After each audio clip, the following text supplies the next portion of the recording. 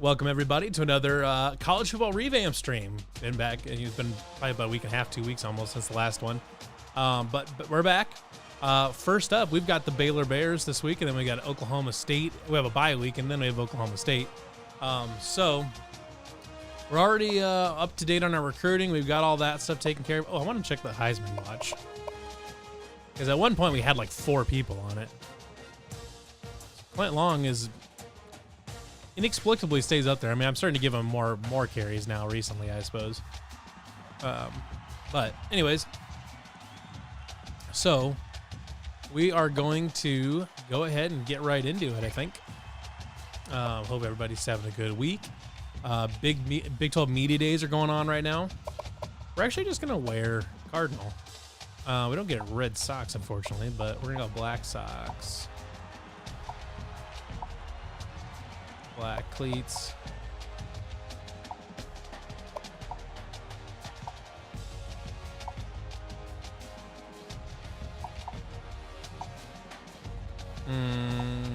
Default, I guess.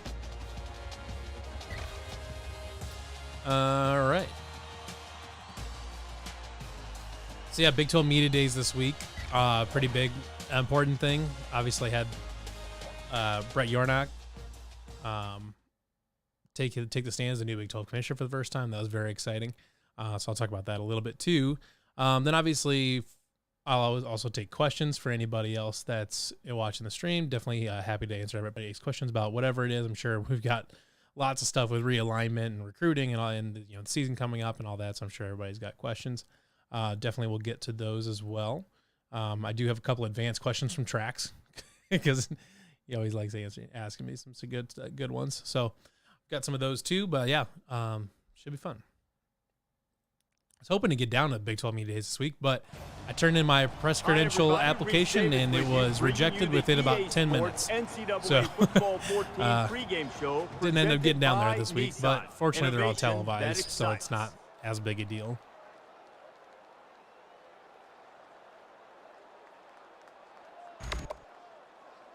Baylor is kicking off first, and we're ready to get this game underway. Excellent kick. And it sails out of the end zone. We're going to have to figure out how to deal with this one, though, because last time we played Baylor, they had a nasty running game. They couldn't do anything with it. And you can just feel it. The fans want to see him handle the football. Yeah, the home crowd really loves this guy. He's definitely one of the fan favorites, and he should be. He's one of the most exciting running backs in all of college Watch for the man blitz, huh? I'm sure this offense wants to put him in a place where he can have some success early in offense.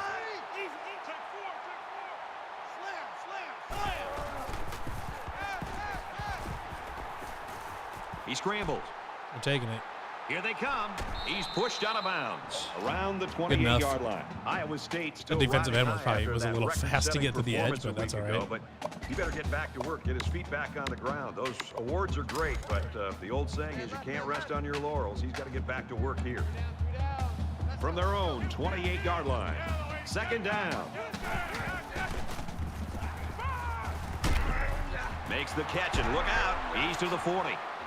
Ooh, Long. Let's go. Let's go. Hey. Around the 31-yard line. Excellent execution on one side of the ball that time. And it looks to me like the defense was in a little state of confusion. Let's see if they can pull themselves together.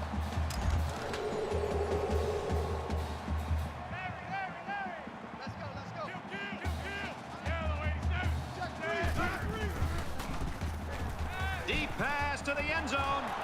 Oh, come on. Intercepted. Brad, I could remember. I might need to throw it to the outside a little bit better. Has everybody buzzing about the kind of season he can have this year. From the 31-yard line. Second this down. one?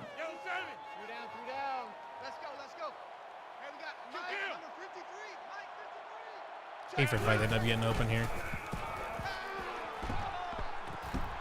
Oh, come on, Long. Long was the intended receiver on the play.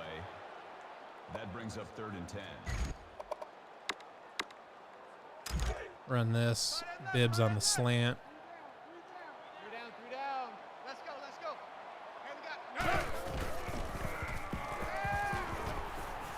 Now Now he tries to buy some time. Oh, I threw it away. Come on. You can't take sacks like that as a quarterback. You just can't. If you can't find a receiver, get out of the pocket and throw the ball away. Too far to really do anything. We're lined up here. It's 4th down, and the offense is getting set to go for it. A little bit deep play. See what happens. Maybe Thomas gets open here. That's why I'm not coaching, folks. Wants to go long and he's wide open.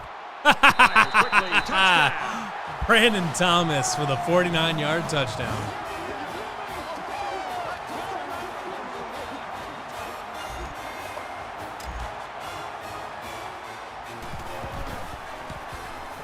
He splits the uprights with the extra point. A quick update now. Here's Reed. Let's take a look at some action in the Big 12. High-powered offenses everywhere. Jones has the ball all teed up, and he's ready to kick this one off. He'll return it from the 3. He makes it to the 18-yard line. All right, got to figure out how to stop this run. It was a huge problem before.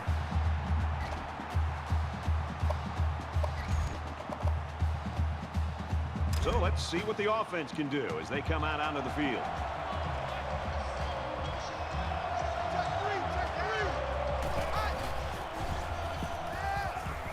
He airs it out. He's taken down at the 31-yard line. Gain 51 on the play. First down. It's 1st down and 10 now after picking up some great yardage through the air. The Cyclones saw one of their key guys go down earlier, but it looks like he might be able to get back in the action. In the shotgun. And Corbett has a strained pectoral, huh? I was wondering why that. Oh, you got to pick that off. Kennedy, you got to pick that off, bud. What's ironic about that from going to the meetings the other day is that this guy's been telling the coaches he wants to play some wide receiver. You wonder why you're not playing wide receiver? Because you can't catch the ball as a defensive back.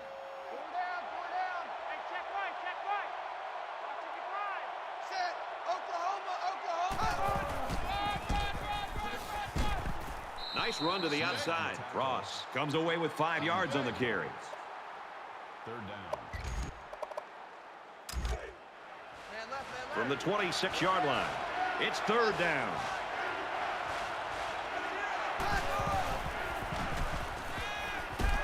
He flings it left. Oh, He's taken come down on. around the 8-yard line. Hobbs with the tackle at the 8-yard line. That makes it 1st and goal.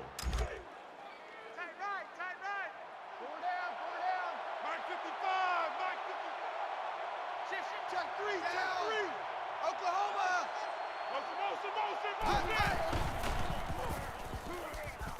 Thornton on play action. Off play Kennedy. action and picked off in the end zone. Totally redeems himself. Hey, hey. Yep. And the safety made him pay for it. Great job play there of by watching Kennedy. the quarterback's eyes and even a better catch. Comes in at quarterback. We've got a 1st and 10. Ball on the 20-yard line. Iowa Corbett's State already back in. is up a Okay. score.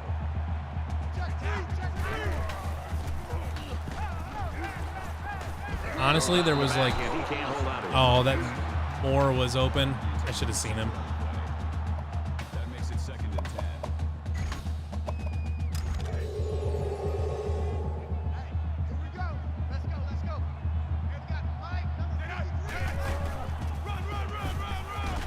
And he's tackled after positive yardage.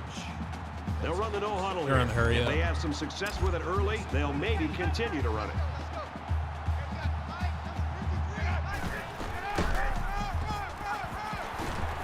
And down he goes at about the 37-yard line. They went back to the exact same play they just ran, and judging by the slow reaction on the other side of the ball, it was unexpected. 1st and 10. Ball on the 37.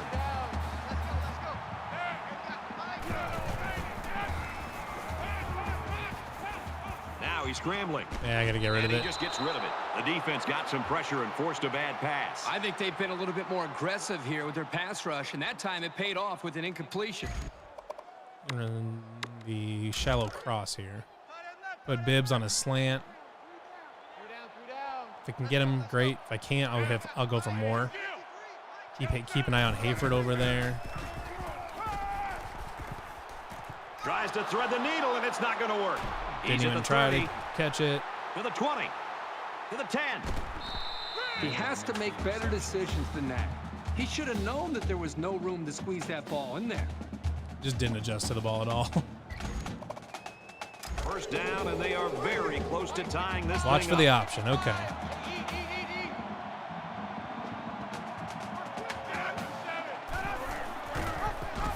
Touchdown, Bears.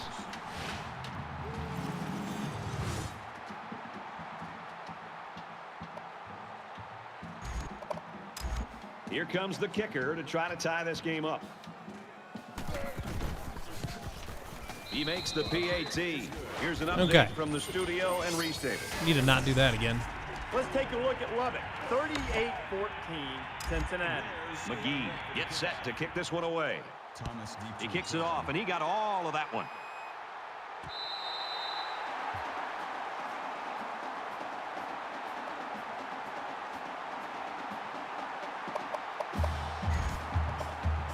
And so far, it's been totally even. In close games like this, every possession is likely to matter.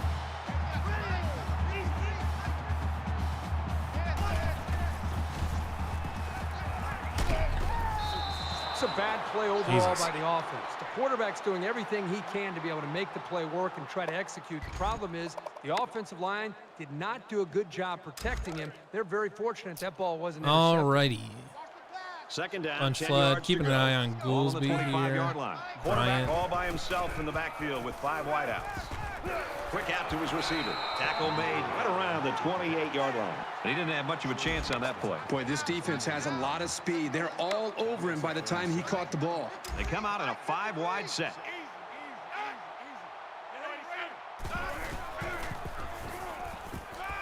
He's on the run. Hey, that's a play. First down, and he's knocked out of bounds.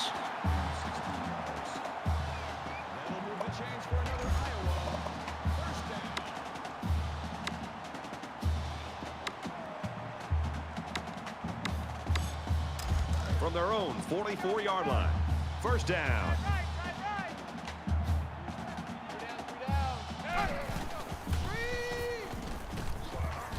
Flips it middle to the running back. Oh, They'll bring him down to the 49-yard how that got line. turned into a 7-yard gain, I will never know. That'll bring up 2nd and 3.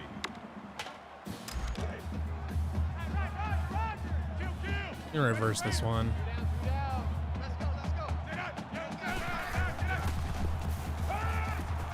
He's going to try and scramble. He guns it. Stays in bounds and made a nice catch. Getting the ball to your tight end and allowing him to make plays in the passing game can really open things up on the outside for your real speedsters.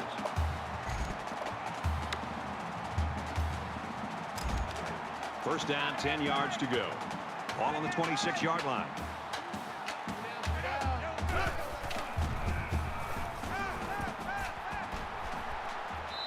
Great job by the defense at getting after that quarterback. And right now, I think they've got him with some happy feet. He appears to be a bit rattled.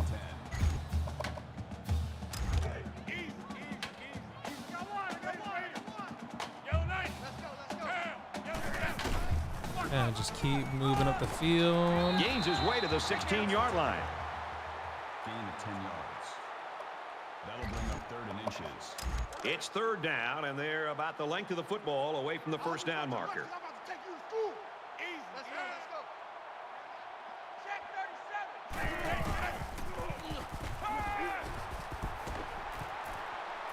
And he throws it away. Even though they didn't sack him, the pressure was still enough to force a bad pass. If you can get in there and disrupt the pocket, then the quarterback is going to have a tougher time that narrow getting set the on ball the to his line made me a playmakers. little nervous.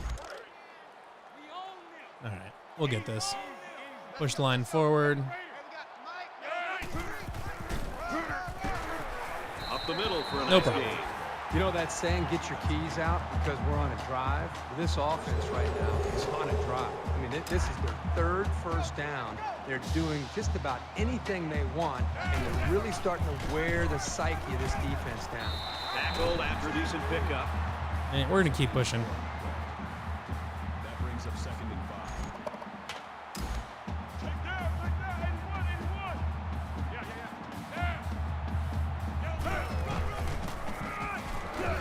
Tackle at the 4-yard line. 3-yard gain by the running back. That was a great hit by the defender. He just drove the ball carrier right to the ground. They need about 3 They'll line yards up in the to read get option the first here. down here on 3rd down. Let's go. Hey, we got Mike, number 53. Mike 53. Handed off to the running back. Touchdown, Sears, touchdown. Cyclones.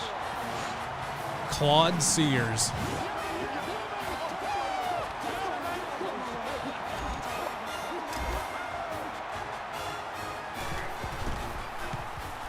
And he adds the extra point. So a 12-play, 75-yard drive.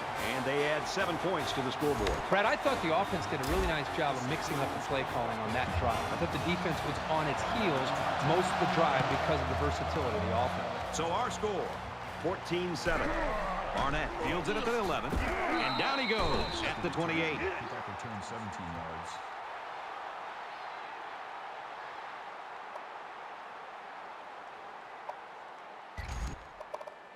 You never like to have to play from behind, but a deficit Watch this for the screen manageable pass. shouldn't be Okay. in the front of their minds. They just need to go out there and play.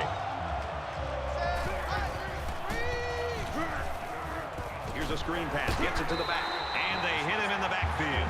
Loss of a yard. Really, they just had nowhere to go after the catch.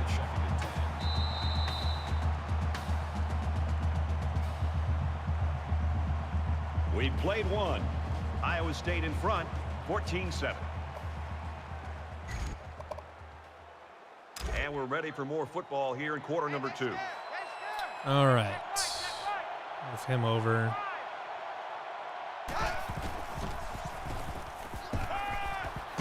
Slings it. He's out of bounds at the 45. Call it a gain of 18 yards. First down.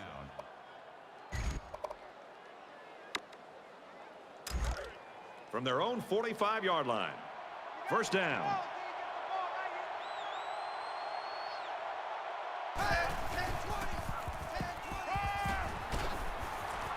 Brought down at the 47. Trucking Not a bad everybody, little all play right. there. Yeah, this is a nice job by the quarterback reading the coverage and delivering a very catchable ball and allowing his receiver to come up with a nice gain. Mike 55. Mike 55. Larry. Watch the safety creep. And he's hit Come on, immediately. Pollard. When you can move the ball downfield in big chunks like that, you've got the defense right where you want them.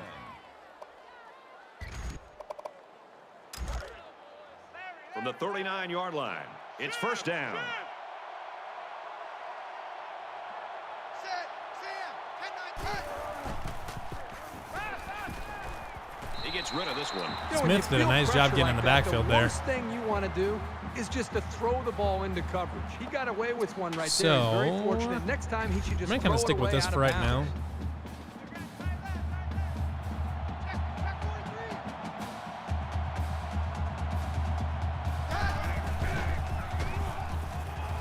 Quick strike to the receiver. And he's tackled at the 17-yard Hey, line. Ellis Hobbs. That one goes for good yardage and a first down. Yeah, that's just Just a got- nice just game got on destroyed. second down. First and 10. After this Ball on the drive, 17. I'll pull up a question from people. Set. Oklahoma. Motion. And he Got can't get away him. from the pressure. It's a big-time effort sack by the defensive end. I want to also give some credit to the coverage downfield. The end never gave up on the play, but because the quarterback didn't have anywhere to go with the football, it gave Alrighty. the defensive end enough time to eventually chase the quarterback down for that sack. They find themselves in a hole here after that sack. It's second and long. Down to lose one.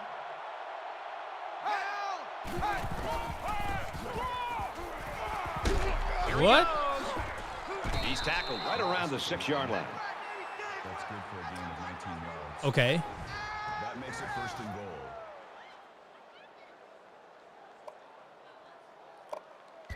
I guess Pollard wasn't there. It's the 9th play of the drive. I haven't brought much for pressure this game. Check 43. Down. Fires out to his receiver. Touchdown, Terrible. Baylor.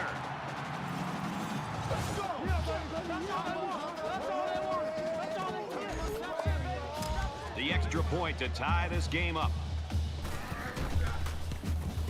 And he hits the PAT. All right, we'll pull up a question first. So, 72-yard drive, and that's good for a who are your touchdown. favorite How about the guys up non-ISU front, the college offensive line, players? giving the quarterback plenty of time to be able to read the defense and make the right So, throws. okay, McGee, ready to all kick. time, all time I have a few. One of them is definitely Tavon Makes it Austin. out to maybe the I thought 19-yard you line. mean still Any when he good went the football one team time he has came to have the Ames, ability to answer. That's which was exactly West what we Virginia's just first saw. year in the Big One 12. team scores a He touchdown, was the other team comes unbelievable. right back and puts another touchdown on the Genuinely board. the This is getting fastest human being exciting. I've ever seen This in is the point in person. the game where you don't want to make any mistakes that give the other Just guys a reason to mind-blowing feel more speed. confident going into halftime. So that was pretty cool. Tavon Austin was great. Another guy that I would say that I really liked, And they make the stop at the 39. I mean, Adrian Peterson was awesome when he was in school. Reggie Bush, those kind of guys. If I was going to go with like players that are playing right now, as far as non-ISU players go, I'm going to say, I don't know. I guess right now the problem is I get so preoccupied with Iowa State and learning and watching Iowa State film and stuff like that is I don't pay attention as much to other teams. I'll say I've always kind of liked Spencer Sanders. Second down now. I'm not like a Just few Spencer feet Sanders away fan, from that but you know what? first down Actually, you know who I'm going to say? Jalen Daniels from Kansas. Yes, Kansas's quarterback. I think when he played against Iowa State, I thought he was really good. Like I thought he wasn't super efficient. He had some turnovers and stuff like that, with like some young guy stuff. But I was really impressed with Jalen Daniels. I thought he was really good. I think he's going to be really good for Kansas. So I'll say Jalen Daniels for playing right now. One person there's two players that I've always said that there's three players in the history of Iowa football that I was genuinely jealous of, that I would say like, damn, I wish we had that guy so much. Like I badly wish they were Cyclones. The first one was Bob Sanders. Second one was Micah Hyde. And the third one is now Torrey Taylor. Maybe their current punter. I don't know if he's still there or not. From the 27-yard line. Those are the First three down. Iowa players that I'm like, damn, I really wish we had those guys. Most of their other ones, like I think they're good in their scheme, but I don't think they're like necessarily Makes his way individually out to about the outstanding 15, players. And the run is good for but big yardage. Good game. Those I think three that's the exact same play they just ran. they were amazing to watch. So those would be my favorite non-ISU players.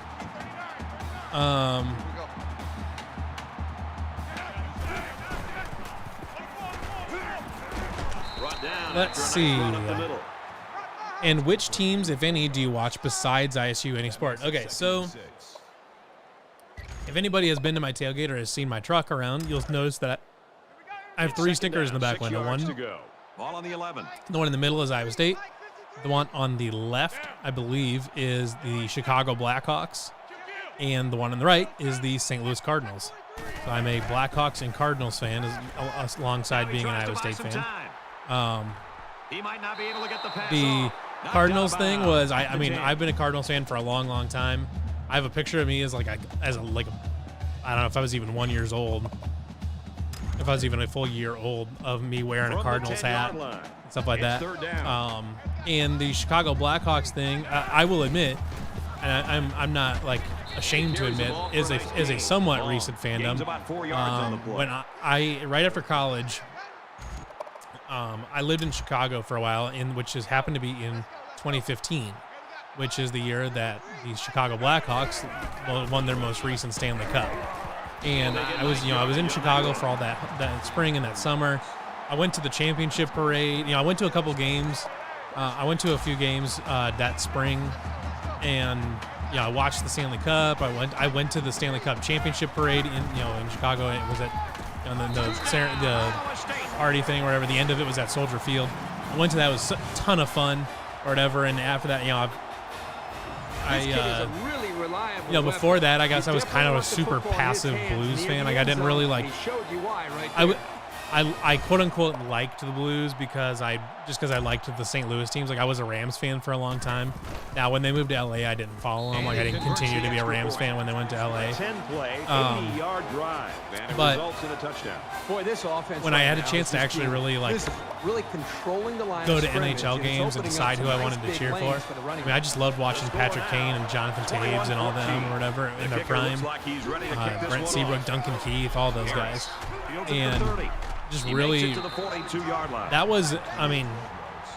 that was genuinely me organically becoming a fan of a team because I went to the games and loved watching them in person and stuff like that. I know, like, at the time, it was kind of in vogue to become a Blackhawks fan because they had their little dynasty there in the early 2010s, stuff like that. So, like, it was a little bit bandwagon-y, but it wasn't like I wasn't jumping on them because they were really good, and that's just why I wanted to pick a good team. I mean, one, Chicago was local, but two, I was living in Chicago at the time, went to the games, went to the championship parade and all that, and just kind of really enjoyed the whole thing. And kind of became a fan that way, which I think is a pretty organic way to become a fan of a pro team, anyways. If you're not already passing one down. So, but Chicago Blackhawks, St. Louis Cardinals. As far as the NFL goes, I really kind of pay attention to players more than I do teams. Like I'm obviously a big Pat Mahomes fan or whatever. Love watching him.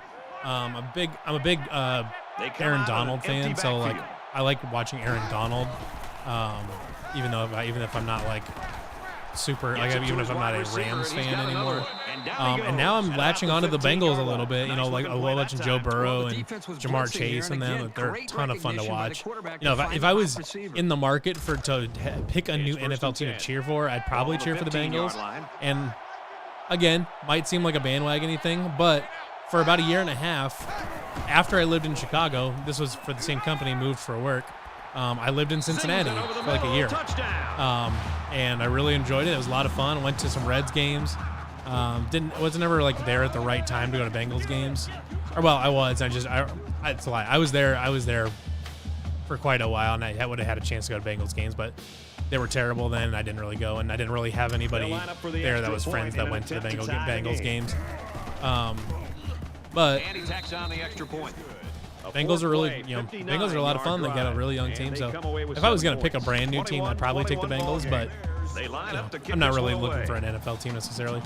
And I actually do watch soccer, and I have been a Chelsea fan for a long time. Even since before their first Champions League back in 2012. So I've been a Chelsea fan for a long time, and that one came out of when I was in high school. We had a Brazilian foreign exchange student. He was obviously really big into soccer and all that. He introduced us to FIFA. I'd never played FIFA before in my life. I mean, I knew what it was, but I'd never played FIFA. And oh, damn you, Thomas! Never played FIFA before in my life. And I went on there. I just picked a random team that I had, I was just picked the first one I recognized that I had seen like on ESPN or something like that, like the few times they actually show, soccer. And so I saw Chelsea. I started playing with them, and I loved playing with, and then eventually watching Didier Drogba and Frank Lampard and Florian Malouda and Nicolas Anelka and stuff like that in those teams, and just kind of latched onto them. And when I went to after my freshman year of college, I studied abroad in England, in London specifically, and had the opportunity to go visit Stamford Bridge and all that, and that kind of solidified it for me. I mean, really cool stadium, lots of fun players, and obviously then eventually like Eden Hazard came to play, who become obviously is one of the best players in the world. A ton of fun to watch there. So that was one that kind of blossomed there as well, was Chelsea. Good questions, though, Trax, as always. Now I can get back to this game, paying attention to this game, and trying to figure out how to stop Baylor's running game. Brad, this guy has had a game to be able to keep this team in this football game. And before it's all said and done, he could be the difference in the outcome of the game. Throwing left. In the air. He didn't throw it anywhere near far enough to the outside, so I They'll bring him down. felt like I had to readjust with Hayford, and I just picked it up from there. There by the defense. That's their second pick of the half. Like I threw it to the outside, This offense has to stop making mistakes. and it didn't These throw it anywhere turnovers near are far putting enough to the pressure on their outside. defense to make stops, and it's hard to win when you're always giving the ball away. First down, 10 to go. Ball on their own 43. They come out in a 5-wide set.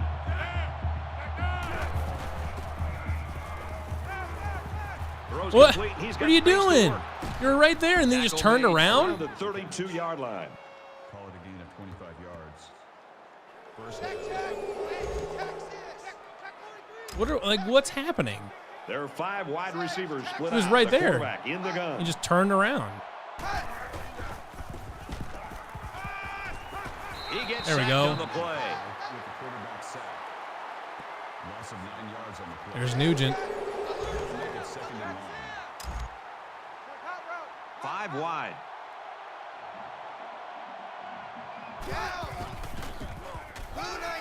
He throws it. Holy Christ, can anybody cover anybody? So at the end of the half, we've got a stalemate right now, 21 apiece.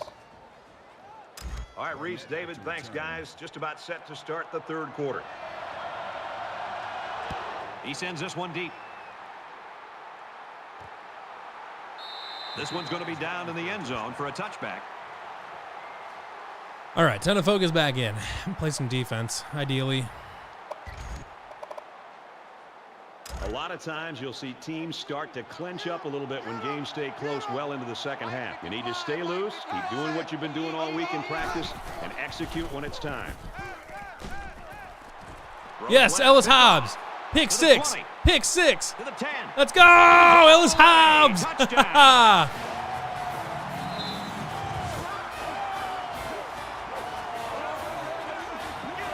That is exactly what we needed.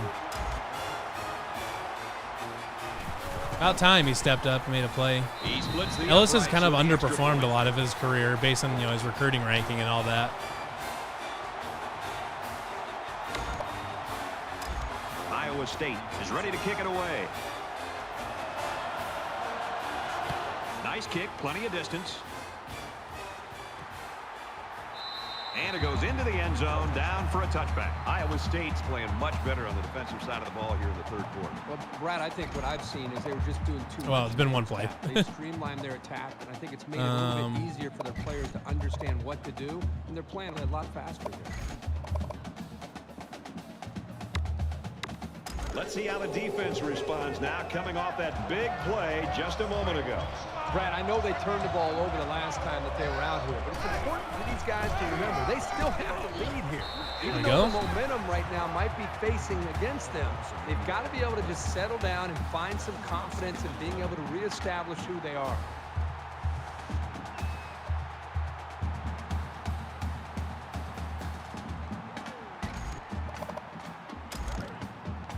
From their own 24-yard line, second down.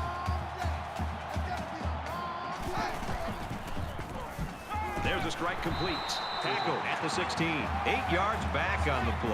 Well, that's just a sound play by the defense. They dropped him well short of the line of scrimmage.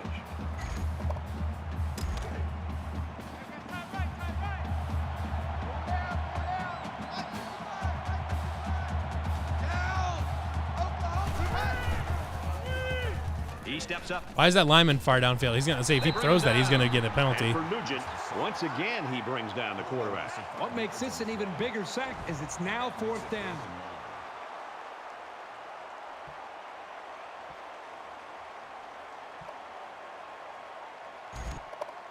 Fourth and long here after the sack. Thomas is the deep man awaiting the return. All right, let's see. Oh, we got a punt. Look at that. Thomas takes it at the 47. Brandon Thomas. Ah! Gets out to about the 31. Not a bad return.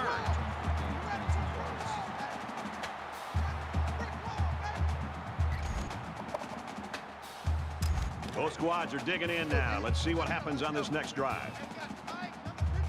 Iowa State up 7 points. brought down at the 22-yard line. They go with a run. I think Clinton Long might sneak in. Like, yeah, he's randomly at 117 yards. Like, that's like a George Niang stat line right there. Just no idea that he was up that he had that many points. It's second down, and they're about the length of the football from the first down marker.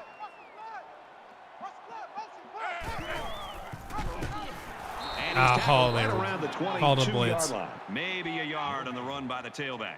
Third down. Cover 4, huh? Let's go.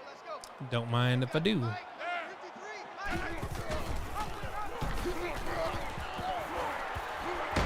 Tackle outside after a nice pickup. That's good for a gain of 5 yards. That's good enough for another Iowa State. First down. From the 17-yard line. Zone blitz. It's That looks down. like that sounds like something Thomas can take advantage of. Gets it out quickly. Touchdown. Cyclones. That's a late hit.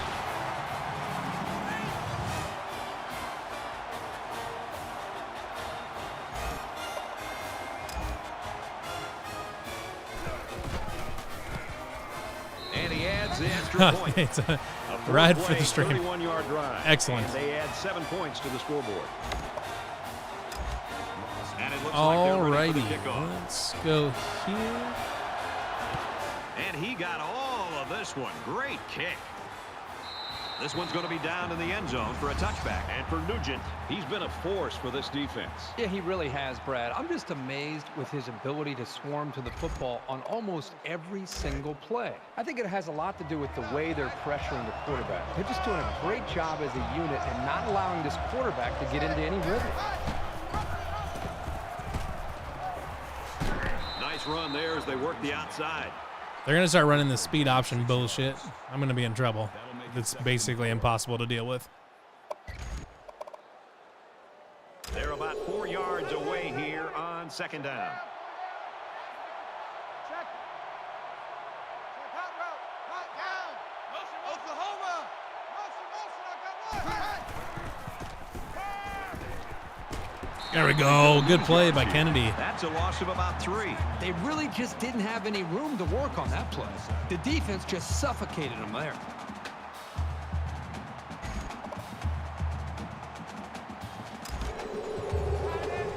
Watch for the draw.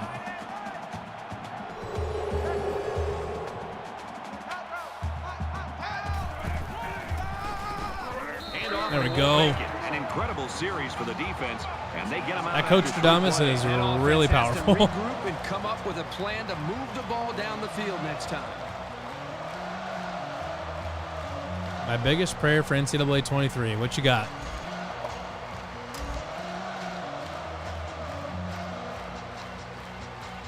McGee is waiting for the snap. Don't have completed broken plays. Just can't. Oh, Well, that's yeah. That would be excellent ideal. Fortunately, the read option is not like a focal point of offenses anymore for the most part. I mean, like Wake Forest runs that slow mesh or whatever. That, and I think is Utah Valley or Utah State run it maybe. But anyways, they are. Well, I guess now would be Texas Tech. I don't know. Similar But results as their last drive. that one is kind of like it, but like almost no teams like they don't run whole offenses based on the read option anymore. It's all RPO stuff. So Makes you feel pretty good as a player. fortunately, like those shouldn't be broken.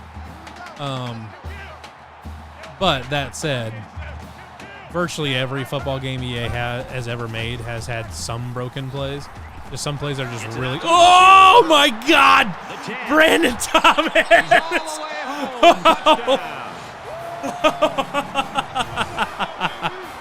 Oh my God, I want to watch that again. His third in the passing game. It's really not Later. He's just running good, clean routes and catching the ball when it comes his way. Incredible. Oh man.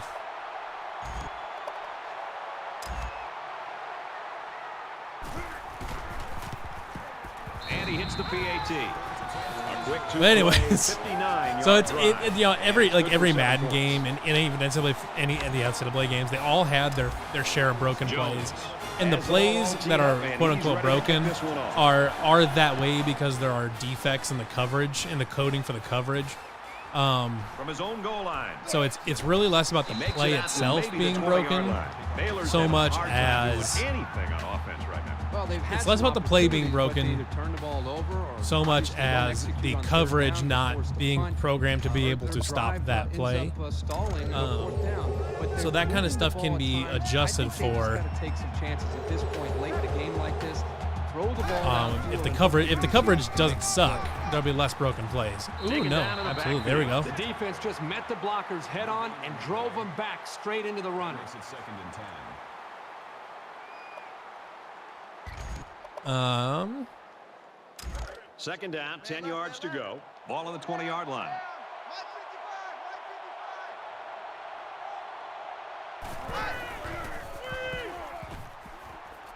Over the middle to his tailback. Excellent job by Kennedy. 17-yard line. That was a loss of 3 yards. Baylor's just going backwards.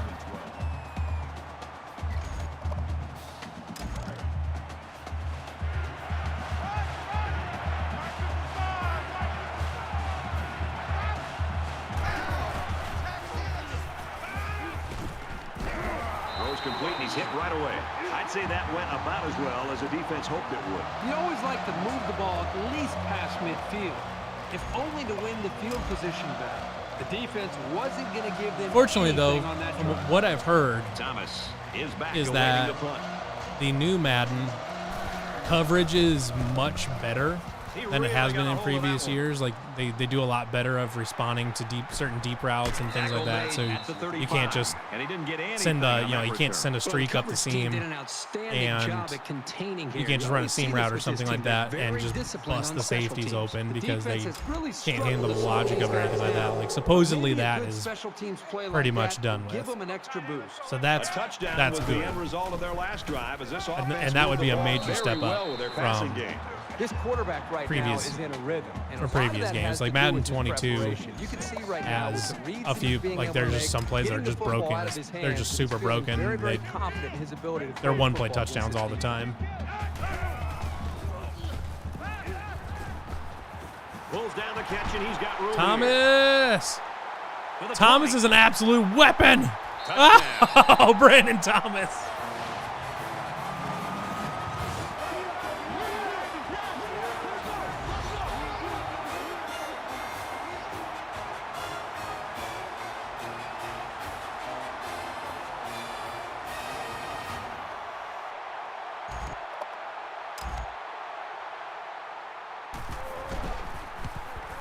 He makes the BAT. Let's throw it out to Reese now for a studio update. The Buckeyes and the Fighting Illini clash in the battle for the Yellow Buck. There's no love being lost between these two today. Everyone's all lined up and ready for the All kickoff. right. He just drills this one. And it goes into the end zone, down for a touchback.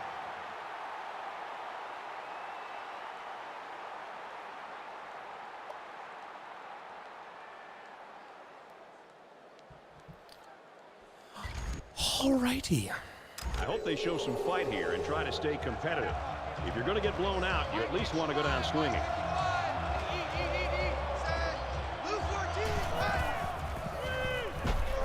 Just throws this one away. Here's a fun question for you. If you had to pick an incoming freshman to beat out an expected starter, who do you think could steal snaps year one? Great question. Okay. I'll give you a couple guys that I would keep an eye on. Second down. Because there isn't, I mean, there is and there is not a defined lead running back right now. Quick toss. Ooh, Ellis Hobbs, the second pick of the game. Oh my God. Stay on your feet. Oh. Okay. Because there is not a defined lead running back right now, it's not impossible that Cartavius Norton could play enough to burn a red shirt. Whether or not he'll be like, it would be a long shot to say he would be that he would lead the team in carries, because that would either he would have to be truly extraordinary or there would have to be a significant failure on the part of, oh my God, Brandon Thomas again. Or there'd have to be a significant failure with the rest of the running backs. But it's certainly not impossible that Cartavius Norton could end up second or third on the team in carries for sure. Just about set to start the fourth quarter. Another First one and would be, Let's go. Hey, we got Mike, number 53.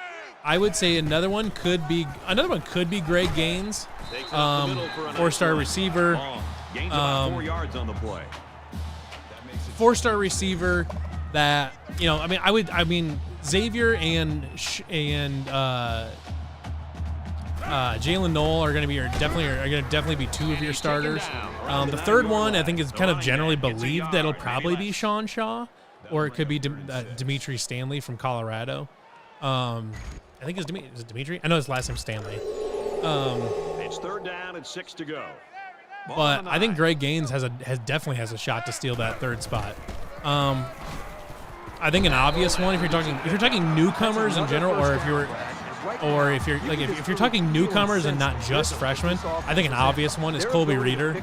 I think it's, as far as I understand, it would be, I would be pretty surprised if he doesn't start at an outside linebacker spot. They get in, touchdown. Yeah, Clint Long right in.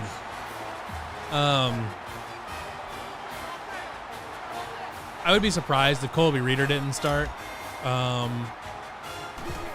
As far as freshmen, though, And he tacks on the extra point. A nice 5-play, 35-yard drive.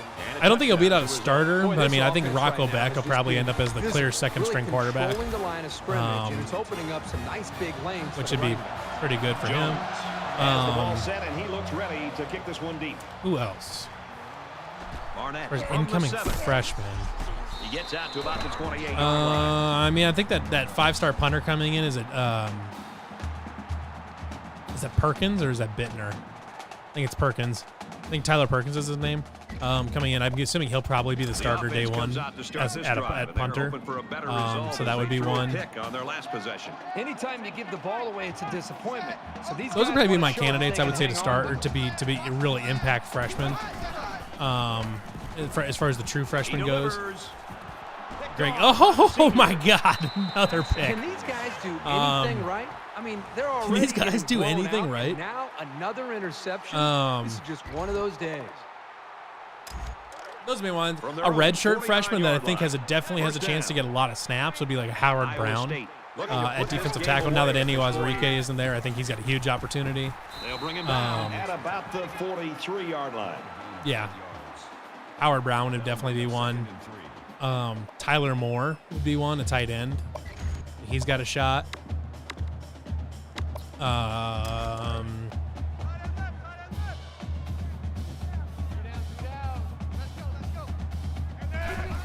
Who else? And he throws it away. Good job here by the defense. If you let this quarterback set and throw, he'll kill you all game. But Kind of they the main got ones. I excellent mean, pressure on that play. a lot of the guys, I'm expecting to see a lot of like And they're gonna need about 3 sophomores yards to becoming pick up the first juniors down. that can have really big, step up season or big breakout type seasons. Now Jalen Knoll will be a freshman becoming a sophomore. I think he's an obvious candidate for a obvious breakout candidate. Anytime you can move the ball like this, you're putting a lot of pressure on that defense. Hunter Deo stay on defense or move to OL? That's a good question, because right now the defensive line has quite a bit of talent. The defensive line is fairly deep, and the offensive line is it has good young talent, but it's He gets out to about the it's not 14-yard in the same place right as the defensive line is. So So I'll tell you this: the way I would describe it is, if Hunter Deo ends up going to the offensive line, it wouldn't shock me if he went to the offensive line if he stood out there. First down. But if he stays on defense and ends up playing a bunch, that should be extremely encouraging for Iowa State fans, because the defensive line is deep. They've got it's not like there's not a ton of snaps at the top end, but there's a lot of it's fairly deep with talent. So if Hunter Deo stays on defense and plays right away, that should be a huge upside. That should be a huge point of excitement for Iowa State fans, that he's going to be a big-time player for the next 4 years. Or at least 3, hopefully, but ideally 4 or 5, since defensive linemen typically stay in college. Linemen in general typically stay in college. Oh, my controller died. Typically stay in college longer, unless they're just some sort of generational talent. which, I mean, Hunterdeo is good. I don't know if he's a generational talent, but I'm more than happy to be proven wrong if somehow Hunterdeo ends up watching this. More than happy for you to prove me wrong. But I would say right now I would probably lean staying on defense, but it wouldn't shock me to see him on offensive line. Okay, so I got another question from Jackson. Said, what did I think of the first day of Big 12 Media Days, particularly your mark and his realignment comments? So that's a good thing. I was gonna talk about this at some point anyway, so might as well. I'm up by 35 points. Ideally about to be 42. And down he goes at the 2-yard line. So That brings up second and goal. I'll kind of give you my thesis and then I'll come back to it. It's basically my general first impression of Yormark. I was very impressed with Yormark in his comments, his first press conference. One of the big kind of complaints about Bowlesby for a long time was I would give him the ball at least 30 times a game. I don't know if like a lack of competency, but a lack of like strong leadership. Like he was not viewed as having a very strong spine necessarily. Towards the very end, like in his last year, he kind of stood up, told ESPN to F off and stuff like that. How much of that was fucking I'm going to be done after this year anyways. Might as well go out with a bang type of thing. It might have been some of that, but a lot of his career, he was not proactive in anything. He definitely led an era of well, right now the defense is doing a great job of applying pressure reaction by the Big 12. They really never tried to get out in front of anything. They pretty much let things happen and then reacted to them, which sometimes is okay. A lot of times that's going to get you in trouble, especially in today's college football where everything changes really fast and just things can get out of hand. If you're not ahead you can get burned if you're not ahead of the game. So that was definitely a complaint of Bob Bowlesby, and I think it was a valid criticism of him, is that he was not a very strong and proactive leader. But Brett Yormark today said a lot of the right things. He said a lot of things that you'd want to hear from a guy that's coming in to lead the conference through a fairly unprecedented time of change and leading the conference into the next iteration of college football that we're about to see with NIL and more kind of creative TV contracts where it's not just a big network eating it up necessarily, but it's going to be streaming services and things like that. It'll be kind of a different thing when you have realignment. With the Pac-12 maybe falling apart, with Arizona State, Utah, and Colorado getting ready to leave. What is that? I mean, I'm assuming I can't imagine that conference is going to stay together. They say right now we're going to, they say they want to stick together and all that, but how much of that can you actually? Most of that's going to be lip service, or most of it can be lip service because. If they don't, because as of right now, if any of the Pac-12 schools say we're actively looking around to other conferences, one could they're asking for a lawsuit on the basis that they are I can't remember the term for it off the top of my head, but essentially they would be accused of purposefully devaluing the conference ahead of time. By saying they're going to leave, which would then give ESPN and the networks a reason to lowball them and all that stuff. If they were to say that right away and just come out and say we're looking to switch conferences, they would theoretically, the Pac-12 would have some sort of basis to issue a lawsuit against those schools to say that they were conspiring to undermine the conference and to devalue the contract and all this, and then get sued for damages and all sorts of stuff. They could theoretically have a basis for that. So they're not going to say anything right now because it doesn't really help them at all. It's not going to change how they operate, behind closed doors, and it can only get them it really can only get them in legal trouble. So it's not worth it for them to say anything. But there's a lot of indicators saying that especially Arizona wants out yesterday, and that as soon as they get the chance to, they're going to bounce. I don't know if they're going to, but that's just some of this stuff, perusing through social media Here's and third different and 9. message Ball on boards the and things 15. like that, which A little over take a minute all in of the that with a game. tremendous grain of salt. But even like, reporters, they do it for a living and have sources and stuff like that are sort of. the best example. But, I'm gonna tell you he seems short. This young man is really getting better at running his Whatever. routes, which is a truly underrated Are quality these reporting days. the area, and they have been for a while too, that Arizona wants out. And they want to join the Big 12, which God have mercy on the rest of college basketball if Arizona joins the Big 12. And he carries the ball. I mean, you've got game. 6 to 8 teams on there that are regular Sweet 16 or better candidates, and probably at least a half of those are regular Final Four contenders. But Brings up a second and goal. About a yard to Pater.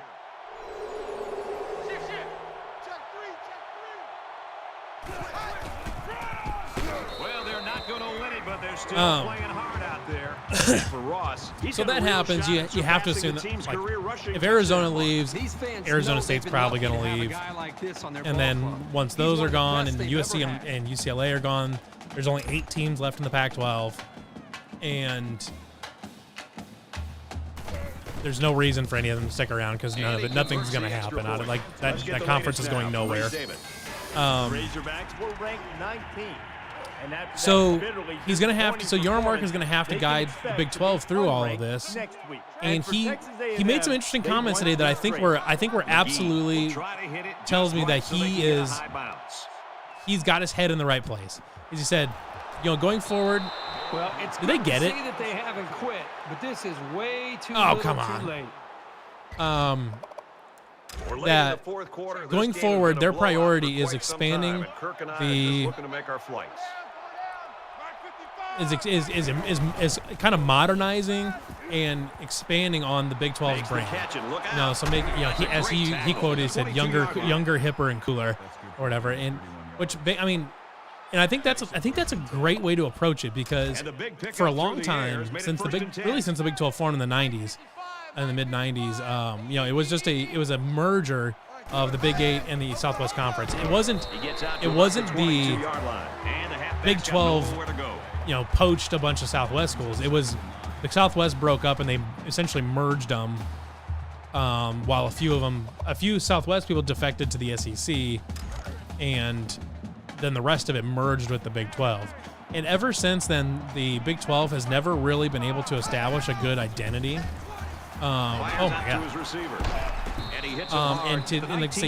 SEC has established its identity as big, tough, physical defense conference. Lots of speed, big, tough, physical defensive conference. The best of the best. And the Big Ten has established itself as a big time, defense conference and all this with big, big academic schools. But what's been the Big 12? The only brand the Big 12 has ever had, quote unquote brand, and it wasn't even coined by the conference. Like it wasn't an effort by the conference. Is that it became known as the league with no defense, where with high flying offenses with no defense or whatever, which is obviously not the brand that the conference wanted.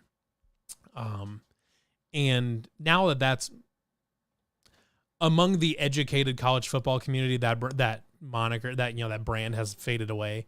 There are still Iowa and Nebraska and whatever and SEC fans that still think that that's how the Big 12 operates.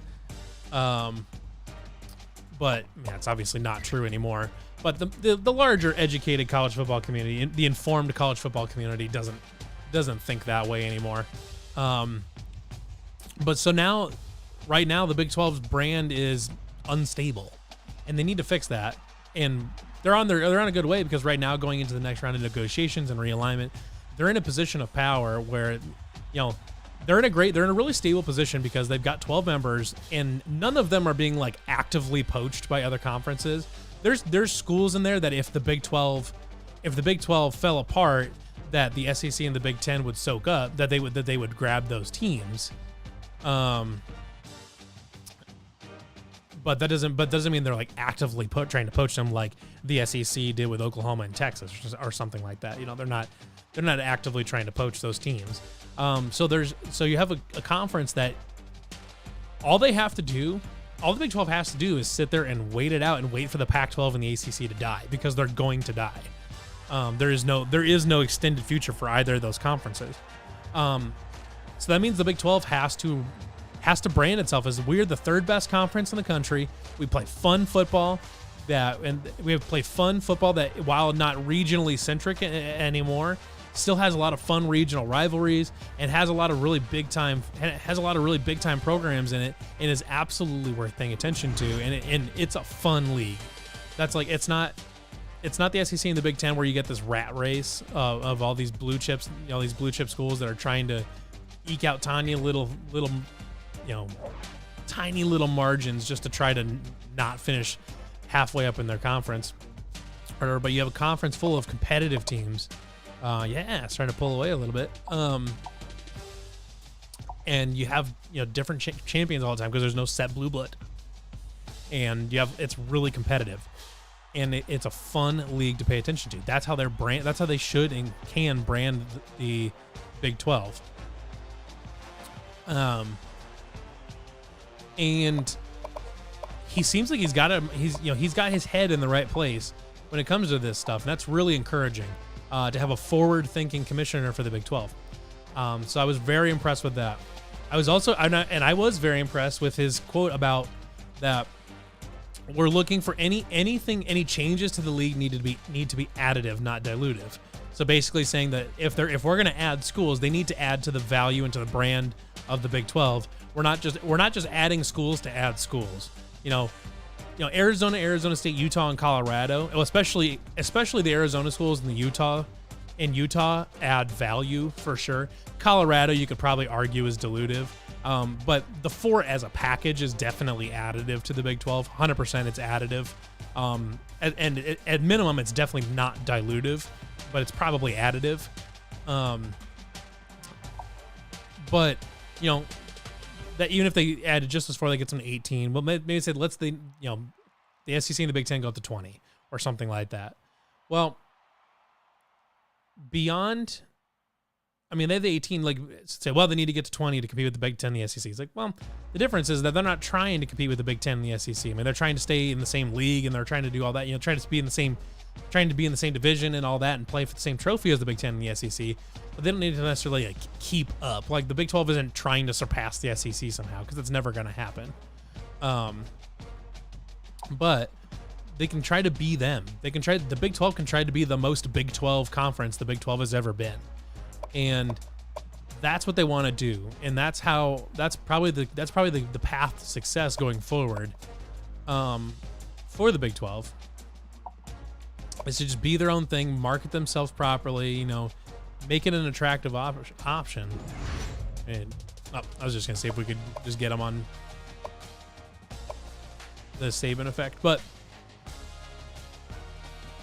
in the end, you don't want to, if you're at 18 and someone says, well, you need to get to 20, then, they're not going to just pick up fucking Boise State or San Diego State or whoever just because. They're not going to pick up Memphis just because. Memphis would be dilutive unless they can get a commitment from FedEx to dump a ton of money into the conference to get Memphis in there. Where schools' revenue goes up by $5 or $10 million a year or something like that. If they can get FedEx to chuck in an extra $120 million or something like that, or I'd be like $140 million, or no, I'd be $170 million, or $180 million. If you can get FedEx to chuck that in so everybody gets $5 to $10 million extra, great. Then add Memphis. But if you're not going to get that and you're just adding Memphis to see what the TV networks say, they're not going to give two shits about Memphis. Memphis doesn't draw anything. So, he said in the press conference, sometimes the best deals are the ones that never get made. And I think I honestly do think that's a great mindset to have, in that you don't just add people just to add people because the larger college football community says you need to add people. That's not why you do it. You add them because they add value to the conference. Right now, the Big 12 is on a mission to be as valuable as it can be.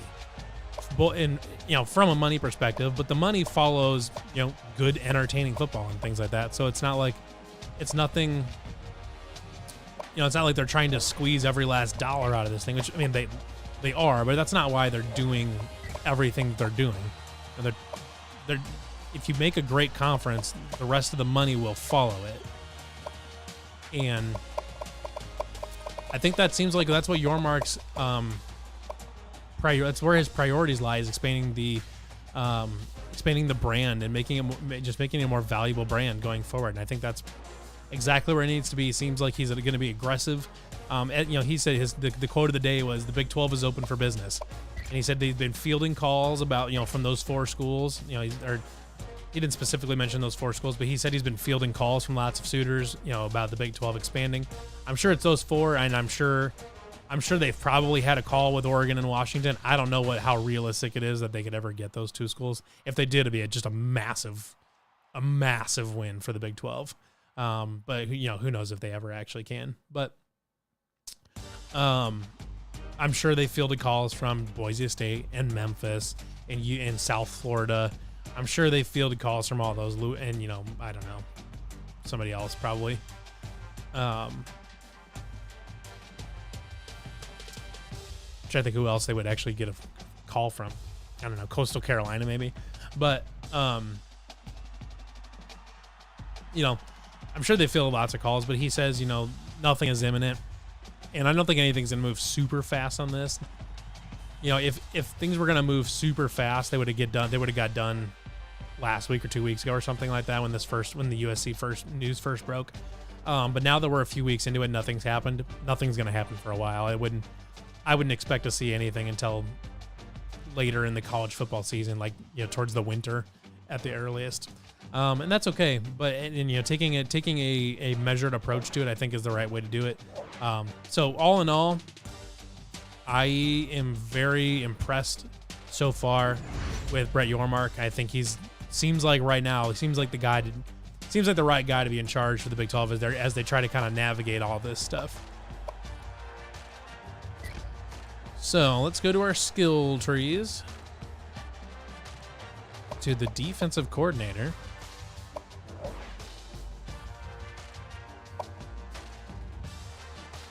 What? Probably. Let's hit the block shedding. Run defense has had troubles. I don't know who Samson Johnson is, but Jimbo Fisher, the offensive coordinator. Let's see. Oh, you must be within 2,000 points to unlock recruits. Well, that makes sense why I haven't unlocked some recruits. But Jackson Pence says, if the Big 12 would somehow fall apart, is Iowa State's brand big enough to get it to another power conference? That's tough. The problem is right now, they're probably on the border. Like the brand is definitely better than it's been. I would say it was like 27th in TV viewership last season, which is not bad at all. That's honestly a pretty good number. I think if you're Iowa State, you should be very happy with that number. And that, so I think absolutely Iowa State is getting more valuable as a brand right now. If the Big 12 broke up right now, today, I think if the Big 12 broke up today, I think it's a virtual guarantee that they end up in the Pac-12, and so they would end up in a power conference. Because the Pac-12 would just say, well, screw it. Now we don't have to lose everybody. We can keep all of our people, and we can just soak up Iowa State, Kansas State, Texas Tech, Oklahoma State, and TCU, or whatever.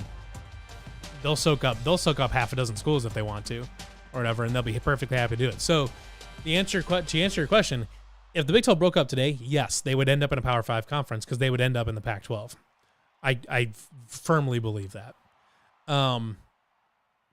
Where if in 3 years the Pac-12 doesn't exist anymore and then the Big 12 breaks up, then it becomes very dicey.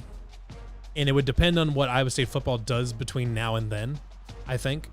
If Iowa State football is still good this year and then gets really good and like maybe wins a conference title or something like that in the next few years,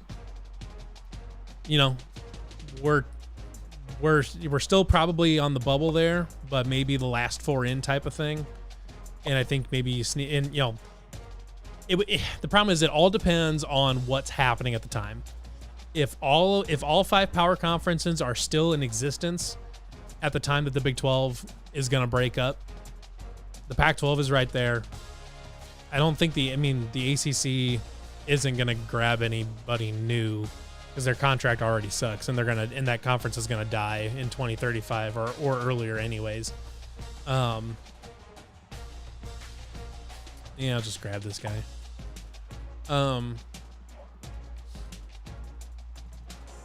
So unfortunately, there's not really a clear one right now. Like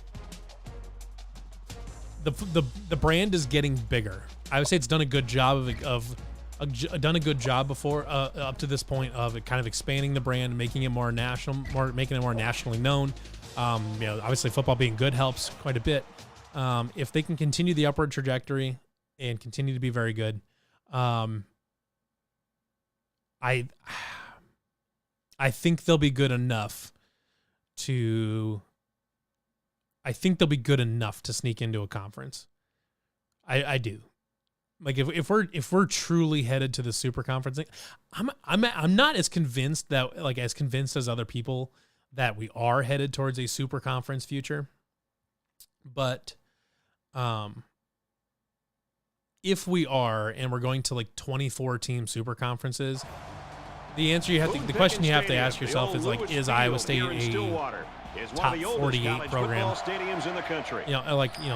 So let's say they go to 24 teams apiece or something like that, or let's say they go to 24 teams apiece. The Big Ten would have to add. The Big Ten would have to add 8 teams. Actually, both Big Ten and SEC would have to add 8 teams. Of the teams that are not in a power conference, that are not in the SEC or the Big Ten right now, can you name 16 teams that are more valuable than Iowa State? Not get rattled, but he's also a guy that seems to have an uncanny ability. There's a few in the ACC, obviously. So look at the Pac-12 right now.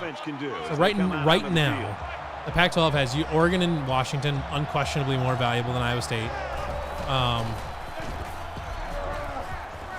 Okay, well, I was going to try to throw it. Oh, God. Okay, I can still throw it. He's on the run. Brought down right around the 28. Unquestionably more valuable. I'm not sure if there's anybody else in that conference that's more valuable than Iowa State. I guess maybe Utah, but I don't think they wouldn't be significantly more valuable if they are. I would say Iowa State is probably more valuable than all but 2 of the Pac-12 members, just from a football perspective. Stanford obviously has more money than God, so they're worth it for the research and all that. But the Big Ten would almost certainly soak them up.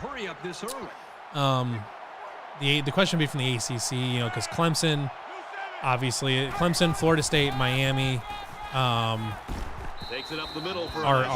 100% shoe. North Carolina, all 100% shoe-ins to get into a power conference. Duke could probably go to the Big Ten.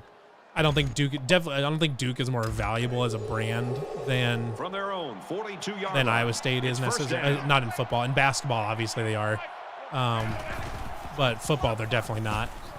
Tackle at the 45-yard line. Wow, that looked like the same play. But as far as like ACC programs that are more valuable than Iowa State from a football perspective, you've got those. You got a handful of them in the ACC, and you've got maybe 2 in the Pac-12.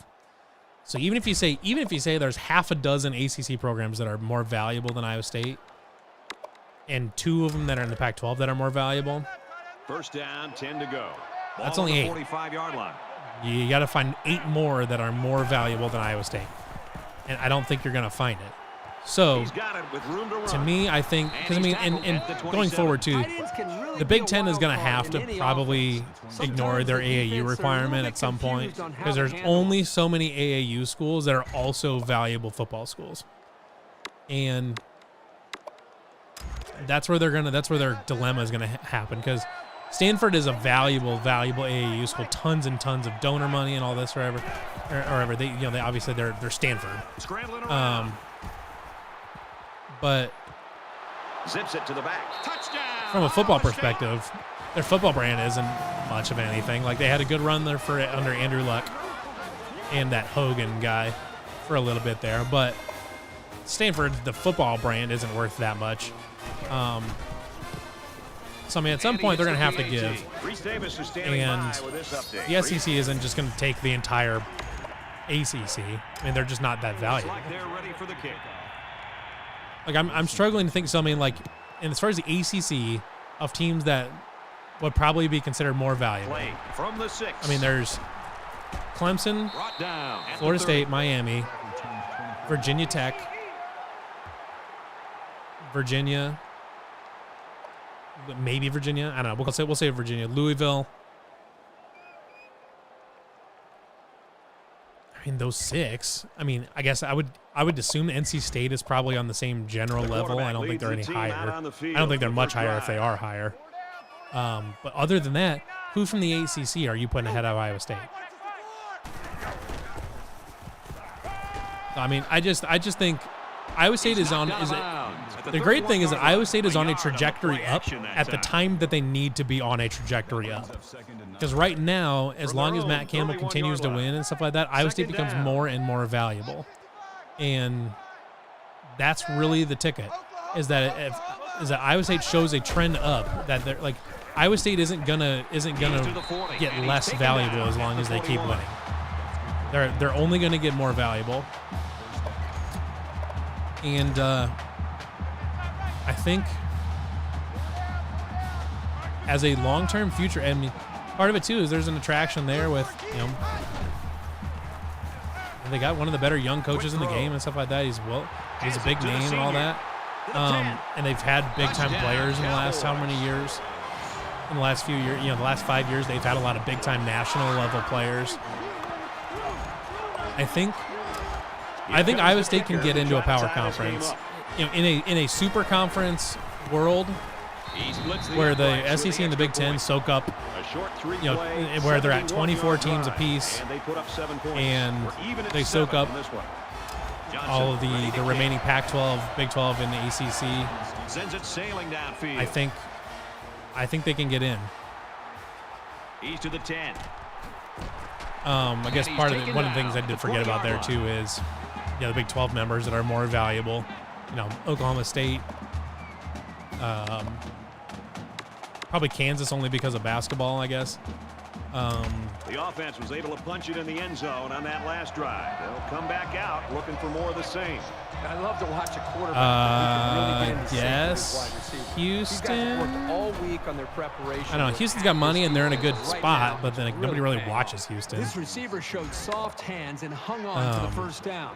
And if I'm not mistaken, I think Kansas State, the monetary value of Kansas State's program is actually higher than Iowa State's. I would not consider, when it comes to negotiating a TV package, I wouldn't consider Kansas State to be a more valuable. Kansas State is not a more valuable asset to have as a school than Iowa State is. About the kind of season he can have this year. BYU would probably find a home. Well, maybe. I don't know. I don't know if BYU would or not. But, I think they'd have a good shot at it, and especially if they continue to go forward and continue to improve the brand and continue to win. I don't see any reason why they couldn't. I mean, 24 teams per conference is a lot. Decent game there on the play by the running back, and that's enough for the first. And the problem is they fit. He was almost one of the reasons that I think they do is they fit. They fit so absurdly well in the Big Ten. Geographically, culturally, everything. Iowa State fits so well in the Big Ten. And gains about 5 yards on the run. That brings up 2nd and 5. Man, I think the Big Ten would be making. I mean, just even if I was looking from the outside, which even if I was looking from the inside or the outside, which obviously I'm looking from the outside, and even if I wasn't, but even if I wasn't biased towards Iowa State, it just seems like such an obvious addition. Tackle made at the 26. It's right in the middle of your geographic footprint. Let's see if the defense makes any one thing that annoys me about, I was just thinking about this too, is when I say Iowa State fits right in the geographic footprint, it's culturally similar, all this. First down. It makes a lot of sense. What's interesting though is that the phrase like lies within the geographic footprint and is culturally similar might actually be a detriment to Iowa State based on how people view conference realignment, because the last time around it was all about capturing new markets and things like that. Rutgers was a play to capture the New York market, and then Maryland was to capture the DC and Baltimore market and all this. One, TV markets don't matter as much anymore because streaming exists. Iowa State is up by 6. I'm just going to go for 2 because I'm an idiot. And he can't get in. I'm an idiot. Time for the 2-point conversion. Let's go to the studio for this But update. TV markets aren't as big a deal anymore. It's just about viewership. And Iowa State is, like I said, they're top 30 in viewership. They're definitely not a dilutive add to a conference. Are they going to, like as a TV, as a TV station, going to add money to your contract because Iowa State's on it? Right now, probably not. Are they going? They're not going to. They're not going to dilute the conference. I mean, they'll still be able to retain value. Came up with a nice drive there last time out, and most of those yards came through the air. This defense needs to improve from front to back. The line needs to put more pressure on the quarterback and the defensive backs. That's what's frustrating, though, is because with tighter coverage. There's a fundamental misunderstanding by the powers that be on what makes college football great, what makes it fun. And the more regional college football is, as far as having regionally significant matchups and common opponents that you get familiar with, like that's what makes it fun when you get rivalries and when you get Iowa State playing Nebraska and Iowa and Minnesota and Wisconsin and stuff like that. Like if they could play all those, like that's super fun, and that's something that the country embraces, and that's what the country loves about college football, is that regionality of it. But for whatever reason, ESPN has decided that college football should be treated the same way as professional football, in that it is a national product and should be treated as a national product and will be most successful as a national product. And I don't think that's true. I think what makes college football fun is the regional aspect of it. But in the end, they control the money. And while I think the super conferences and all of this, I think it will in the end devalue college football as a whole and make it a less fun sport. I mean, it's definitely made it a less fun sport. But as we get forward, get further into this future, they're missing the point. But they're just they're dead set on making it a national thing. So he can be a real menace. The idea, Big Ten, that Iowa State fits perfectly in the Big Ten footprint. It makes sense. It makes sense geographically. It making sense geographically is actually what hurts it, because it doesn't. Iowa State doesn't capture a new market. There isn't. Iowa State doesn't have any people, anybody anywhere that in a place that the Big Ten doesn't have a footprint. I mean, Iowa State has a decent contingent in Dallas, but it's not. But like they're like the 30th school in the Dallas metro. I mean, like if even that, there's so many other people in the Dallas-Fort Worth metro that doesn't even matter. Here in the second quarter, it's been a good one and a tight one at this point. Momentum swings have been fairly even. Otherwise, the school isn't in an area that the Big Ten doesn't already have a significant foothold. So you're right, is that it does not pick up any new geographic area, doesn't pick up any new markets or anything for the Big Ten, 100%. But but it fits perfectly because of that, and that's why it would be an addition to make the conference better. The Big Ten would have I think it would almost objectively be more fun if they added more teams based on geographic and cultural fit, rather than worrying about trying to capture new markets and shit. I guess if USC and UCLA come to your doorstep begging for an invitation to your conference, are you going to say no? Probably not. But I don't think the Big Ten became a better conference because UCLA and USC are in it. I don't think that's true at all. He's got a man open. And Hayford to make the catch. So I mean, that's kind of where I'm at with it, is that Iowa State makes the Big Ten a more entertaining conference. It makes it a better, a more interesting conference.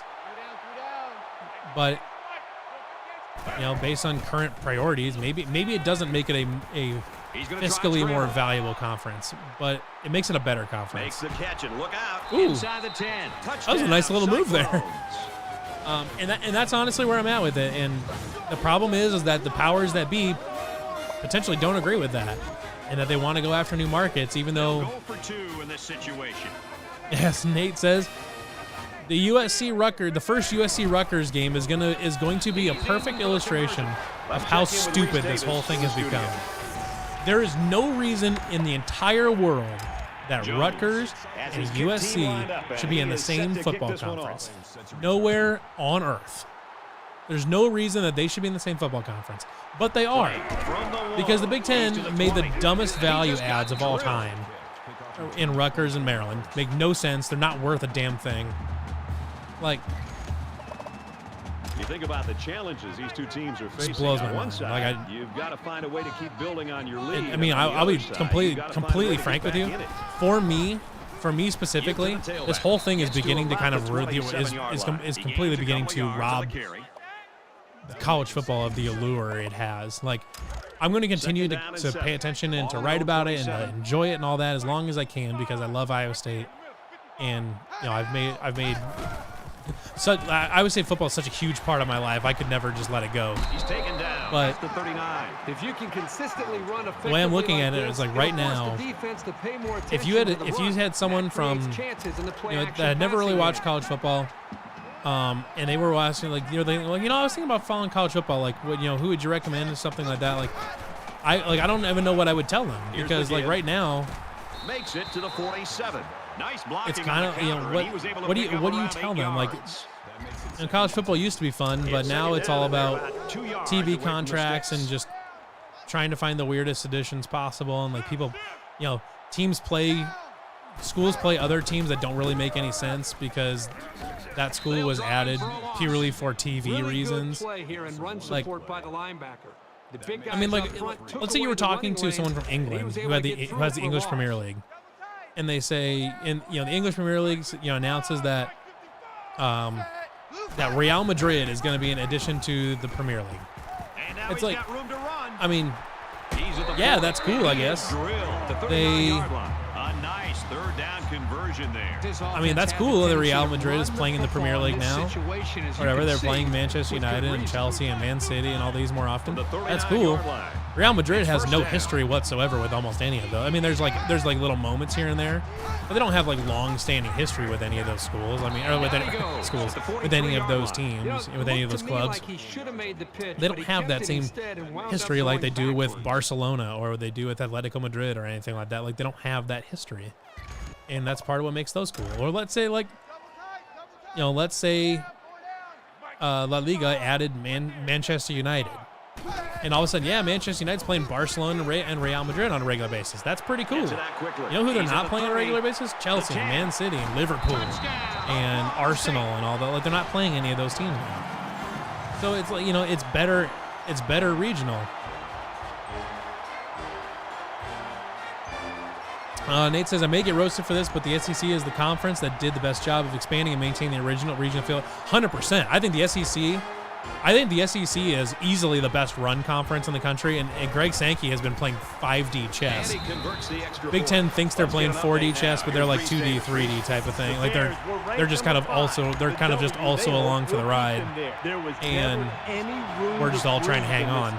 The SEC got more valuable. They got better, more valuable, while still maintaining some regionality. Texas and Oklahoma don't really go outside the SEC footprint at all. They really just extend it to where it kind of should be.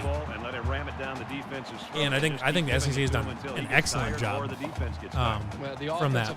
But to go back to my soccer analogy, one of the reasons that soccer is cooler, they've got the Champions League and all that, which is kind of their their equivalent of our college football playoff.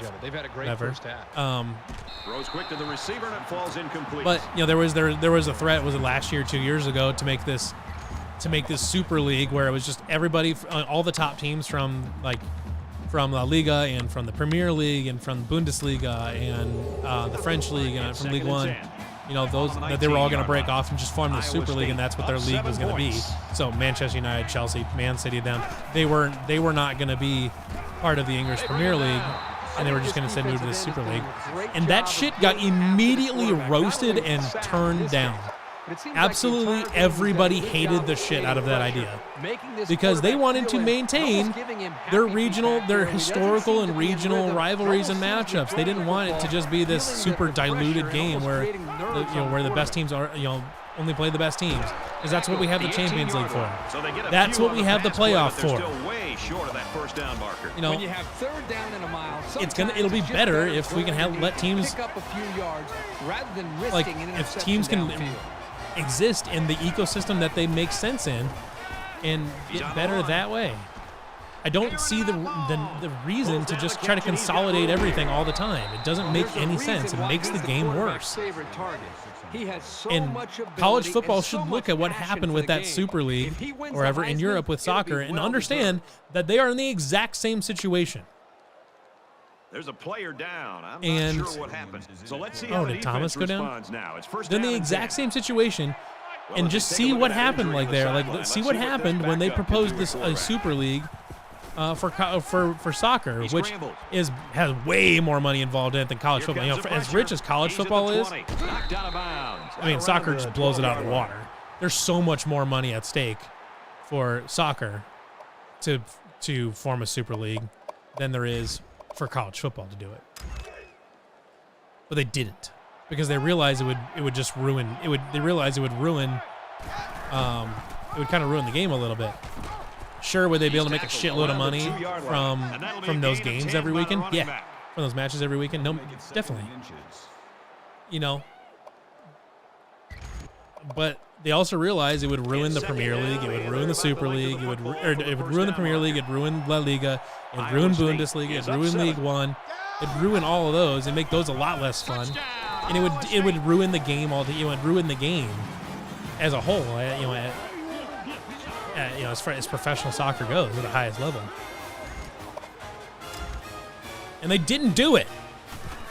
They chose not to ruin the game. And that's what college football can do right now, is not ruin the game of football.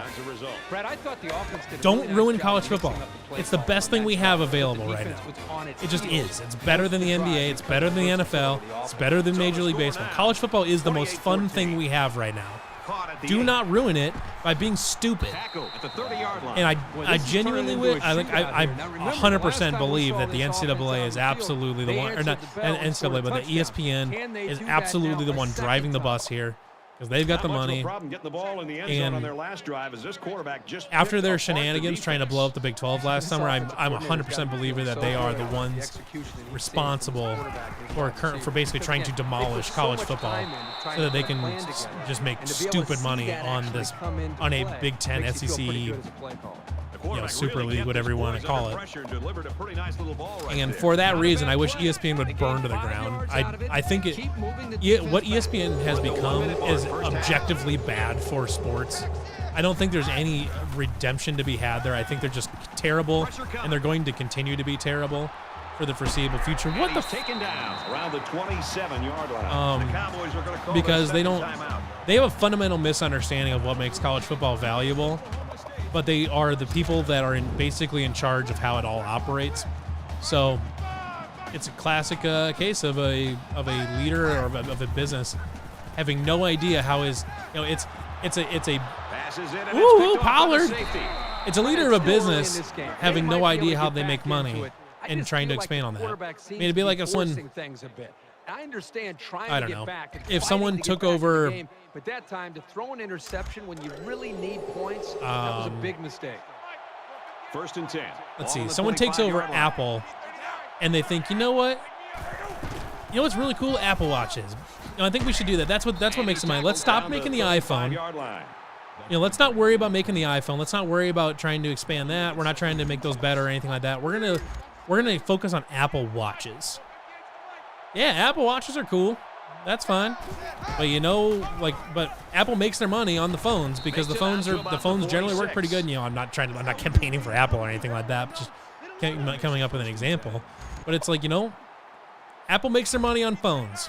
That's where they make their money. They make their money on a bunch of other shit too, but they make their money on phones. Whatever. That's how they make trillions of dollars, or whatever.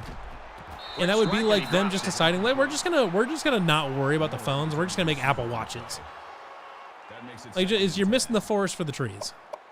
And ESPN seems absolutely hell-bent on doing the dumbest thing possible because they think they can make an extra $5 on the whole thing, when they don't realize that doing what they're doing could devalue the entire sport as a whole and make whatever they're doing less valuable in the long run.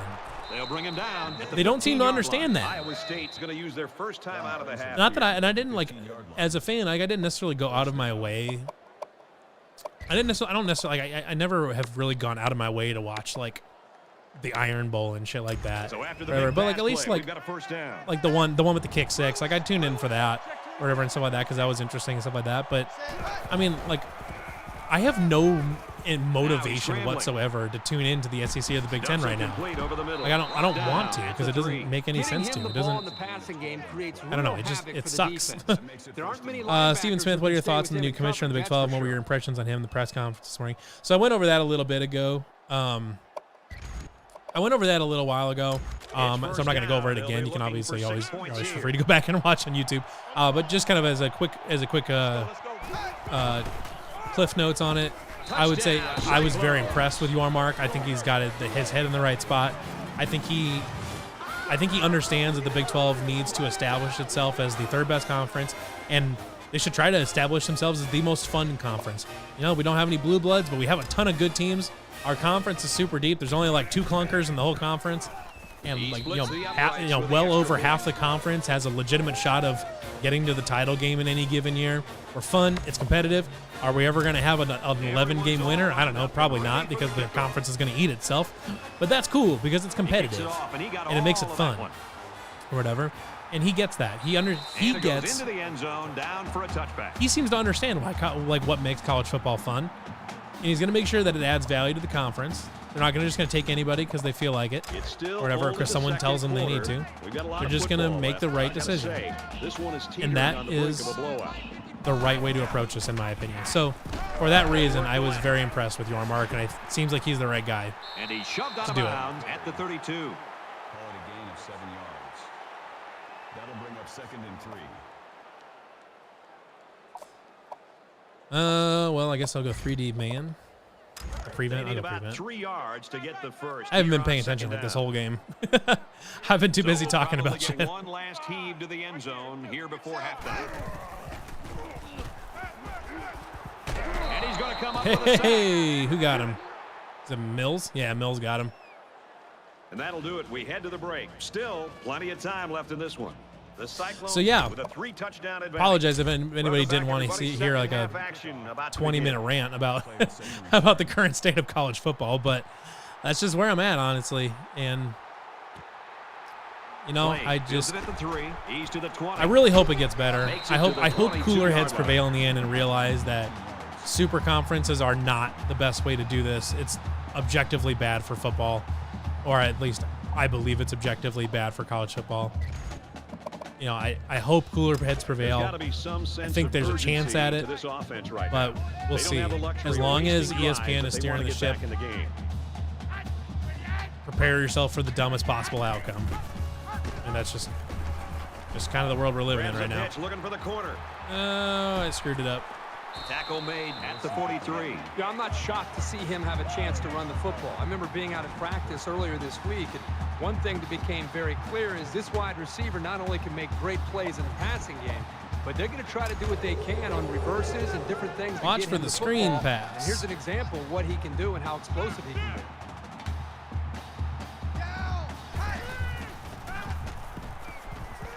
Sets up a screen. Tailback's got it.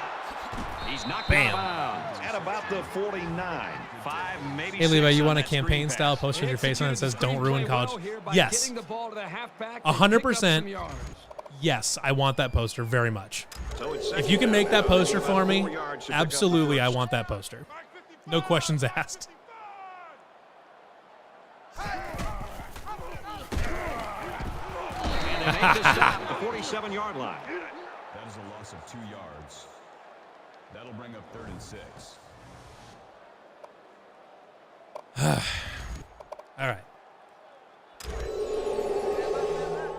At least we'll have the college football video game. We can save college football that way because I can change the rules.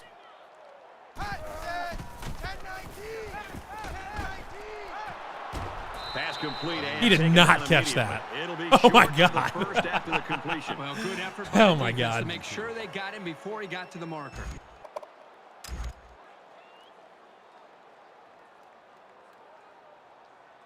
He doesn't want to touch back here. He wants to knock this ball inside the 10.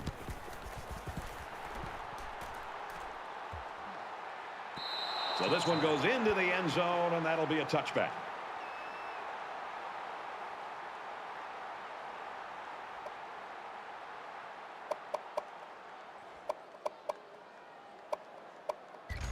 I just can't guarantee quality. That's fine. Honestly, I'm a big proponent of the Microsoft Paint campaign posters.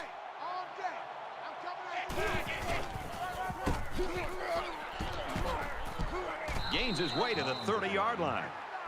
That's a gain of 10. Honestly, I basically blacked out this whole game. I have no idea what I've been doing that's been successful.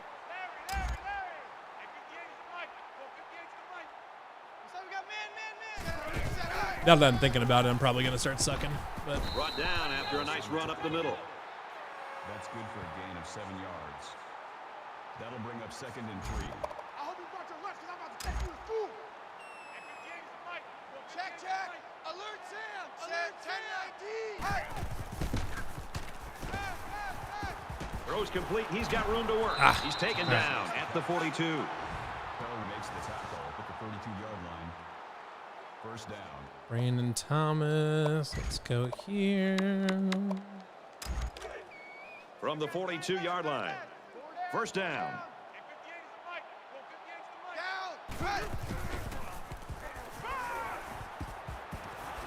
Throws it in the Hayford. down he goes at the 13. Makes the reception. Keller on the tackle at the 13-yard line. First down.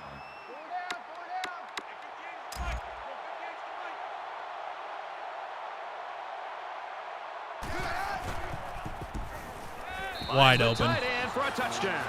Easy peasy.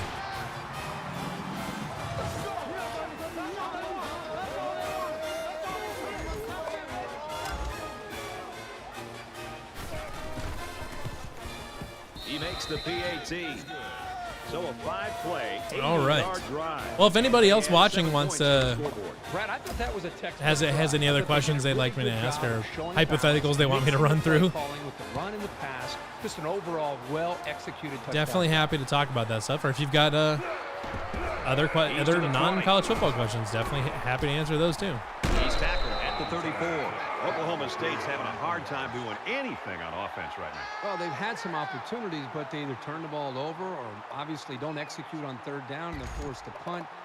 Or their drive ends up stalling in a fourth down. But they're moving the ball at times. I think they've just got to take some chances at this point late in the game like this. Throw the ball downfield and hope that your receivers can make some plays. Throws middle to the tight end, and he hits him Oof, hard later. at the 47. Newsom brings him down at the 47-yard line. That makes it 1st and 10. From their own 47-yard line. First down. Let's see. Short over the middle. Tackle at about Set the him down. 47-yard line. That's a gain of 6 on the play. That'll make it 2nd and 4.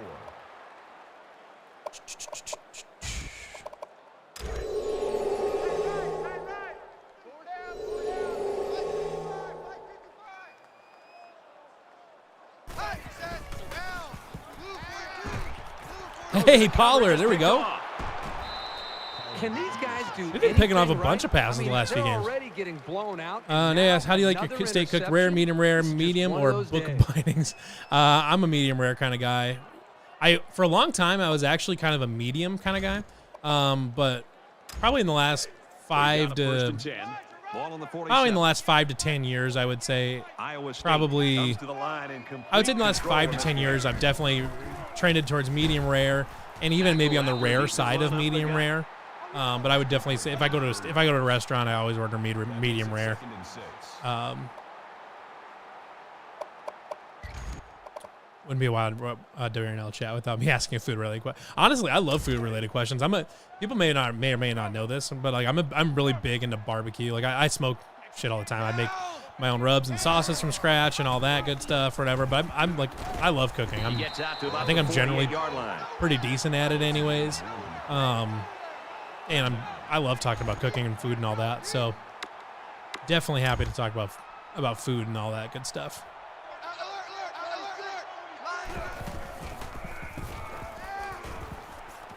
Makes the catch, and look out.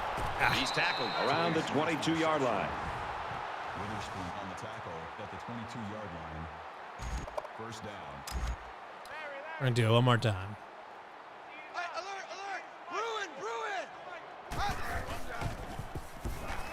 Catches it, and he's looking for more. Oh, almost there. Sets them up with a first and goal. On the tackle. That's a 3-yard line. That's all right. That makes it first and goal. Need to get him a touchdown, though, because he had four. He had four against Baylor. So I need to get him some more touchdowns to keep pushing him up the Heisman. Because he's got a bunch of return touchdowns now to get him receiving touchdowns and all that good stuff. On the ground today for this young man. When Heisman I'd have to voters imagine are Clint trying Long to is still decide hanging who out will up get their top, support, though. They're going to be thinking about performances like this one he's having here today. Nate says you're perfect. I'm looking at possibly getting a smoker. Got any suggestions on what to look for? So, if you've never done it before, I know the absolute purists are probably going to roast me for this, but I genuinely believe that if you're just getting into smoking for the first time and you're not ready for, and you don't know if you're like ready to do a true wood smoker, because wood smoking especially takes a lot of patience. And you really got to, like, it's a thing that you got to dive into and say, I'm going to dedicate my entire day to doing this. I'm going to tend my fire. I'm going to very closely watch temperature of the air in multiple parts of my smoker. Things like if you're ready to take on that level of detail and that level of work involved with it, then you can start with a smoker. But if you want to be able to focus on if you want to be able to focus on flavors and getting your cook times and your temps right and stuff like that, and just kind of get a process down for it, and what rubs and sauces and all that good stuff you like. If you want to have a chance to get that for it, I would recommend a pellet smoker. They're great. I got a Traeger in 2016. No, it had been summer of 2015. I bought a Traeger. That was like right when when pellet grills were coming out. And Traeger was one of the only brand. It was like the only big brand on the market. And there's a few smaller brands, but Traeger was definitely the biggest name in pellet smokers at the time, and they still are. But there's a lot more. Like there's Green Mountain and God, they just all left my head right now. So the referee is going to take a look at several angles. Now remember, he's seeing the same thing we are. Pit Boss, Green Mountain, there's a bunch of them that make good pellet smokers now. But it was pretty new. Oh, he's out of bounds. He's out of bounds. Regardless of the outcome of this review, I still think that they make good pellet smokers, and honestly, pellet smokers are great because you fill them up with pellets, you set your temp that you want, and it automatically maintains temp for you. So you don't have to worry about, do I need to put a little bit bigger chunk of log in? Do I need to take some stuff out? I've got my coals. Do I need to, like what logs do I need to throw in and out? All that kind of stuff. You don't have to worry about all that stuff right away because you can just set it, let your temp and your smoke do that, and focus on your cooks, on the actual cook itself, on making sure that pressure was still enough to force a bad pass. If you can get in there and making sure that your temp is right, that your cook time is right, making sure you're managing your moisture, focusing on your rubs and your sauces and your process as far as that goes, because every cut of meat has different requirements as far they work better with different flavors and things like that, and they have different cook requirements and stuff like that. If you want to be able to focus on that stuff, I would highly recommend a smoker grill, would recommend a pellet smoker, and then graduating up to a full wood smoker once you've kind of got that. Once you've got a good feel for, because smoking a brisket is 100% different than doing a rack of ribs or doing a pork butt or something like that. Like doing like a rack of ribs takes, from the time you set it on the grill, or from the time you set it on the smoker to the time you pull it off, is probably, if you start with a 3-2-1 method, you're at 6 hours or something like that. Brisket is going to be minimum, it's probably going to be minimum 10 hours, probably closer to 12, just kind of depends. For some, I don't know, some people, like, their brisket takes them like 18 or 20 hours. The briskets that I've done, I've been usually done them in about 12. In 10 or 12, and they've been really, really good. So that one's kind of, brisket can vary quite a bit. Some people do quick briskets where it only takes like 6 hours. But for the most part, brisket takes 10, 12 hours. Ribs take 6 at the most. If you're going longer than 6, you're going to overcook them. Or, a pork butt, whereas like a pork butt isn't as delicate. There's a lot more fat, intramuscular fat in that than there is a brisket. So, like, well, folks, we head into the it's pretty hard to mess up a pork butt. You're gonna season it, you're gonna rub it and sauce it and all that, but you pretty much just set it, and then you just cook it and cook it and cook it until you just leave it on the smoker until it's tender. Basically, not much to it. You spray it every once in a while, but super, super low maintenance cook. Honestly, not a bad first thing to go after. For a first cook on the smoker is a pork butt, because they're super easy. Boston butt, sometimes they get called. They're super easy, low maintenance, definitely, and it's good. It's good meat, pulled pork.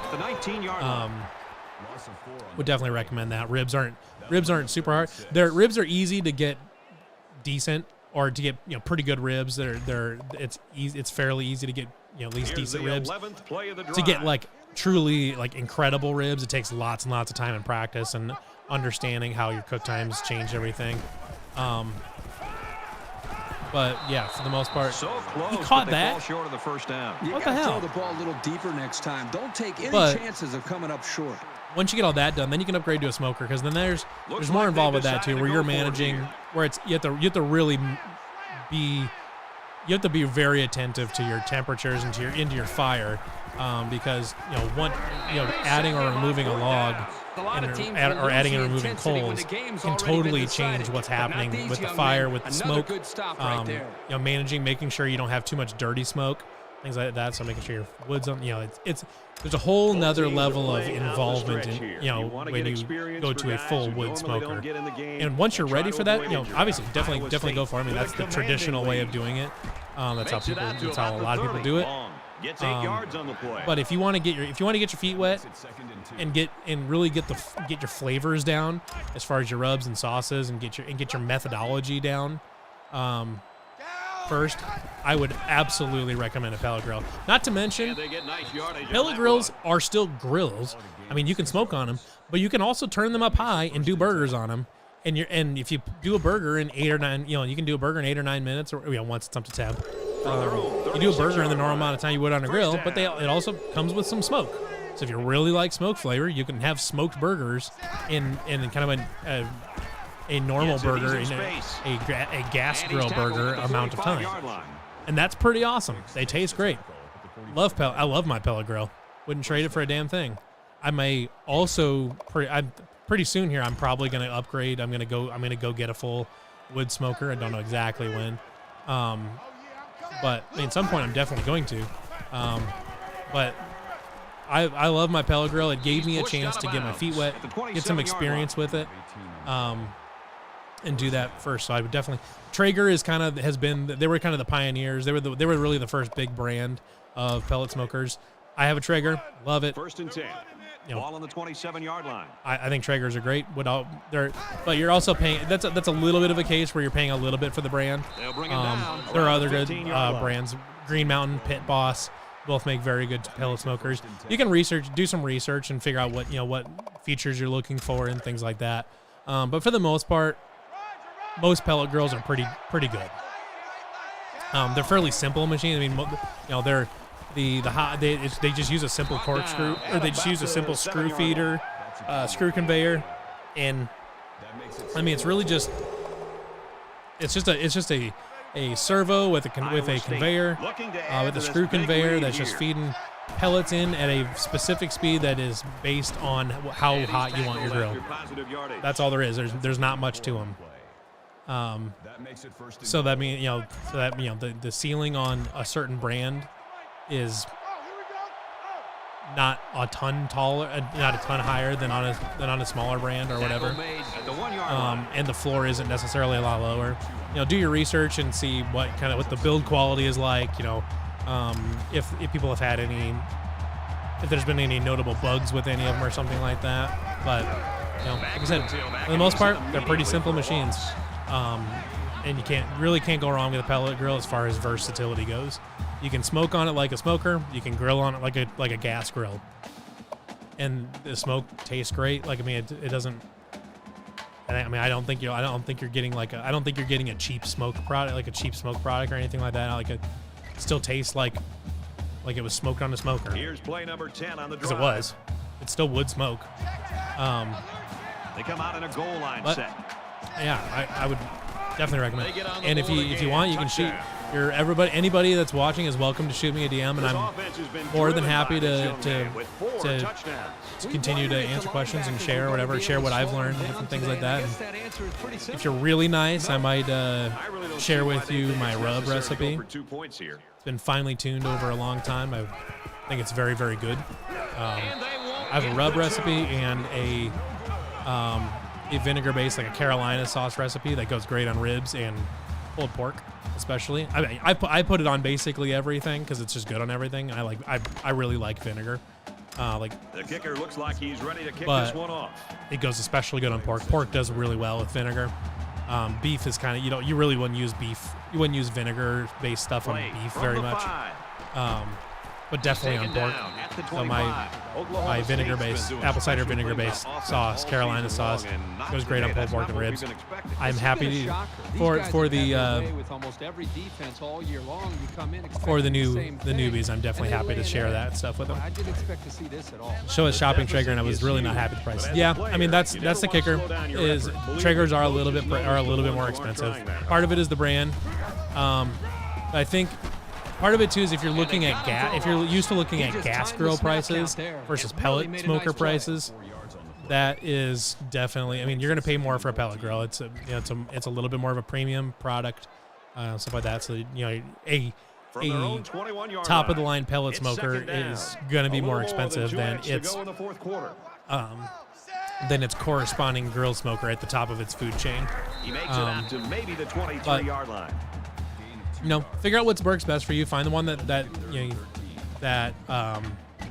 the one that works for you with your budget and whatever else. In the end, if you do your research and find it, and look at one, make sure they've got good reviews and things like that. But for the most part, you're gonna be happy with it. You might pay a little bit more for a Traeger now, but I would be very surprised if you bought it. Maybe you could pay less on a Green Mountain or a Pit Boss, and if that's what works for you, then great. More power to you. But even if you do decide to go with Traeger and you pay more for it, I can tell you for certain that you will not regret paying the extra. Not because I think not because you'll necessarily think, oh, it definitely got my money's worth on the extra $100 that I spent or whatever. But you will be making delicious food. You will be making food that is delicious enough that you won't care. You'll be like, you know what, screw it, totally worth it. I don't regret spending the extra money because I love this. I love this thing. Makes great food. Do you think we'll see the same result on this one? And that's kind of where I'm at with it. When I bought mine, there wasn't a lot of other options as far as that had really good, reputable build quality and stuff like that. So I had a little bit different situation, but not for 1 second do I regret paying what I did for my Traeger. Because it's made tons of good food for me and been really happy with it. So tries to get around the corner. The potential for buyer's remorse, I think, is very, very, very low. Even if you're paying more of a premium brand. But I do know people that have Green Mountains and Pit Bosses, and they love them. A little over a minute in the game. To be honest, though, I'm not sure if I've ever truly encountered somebody with a pellet grill that has not liked it. I'm not sure if I've ever encountered somebody that didn't like their pellet grill. They may, some people may use it for more things than traditional smokers. but I've never heard of one person that has bought a pellet grill and then just like instantly regretted it because they never used it or they didn't make good food or something like that. And it's caught. Touchdown. Jimmy the Mobster Huge Goolsby. play.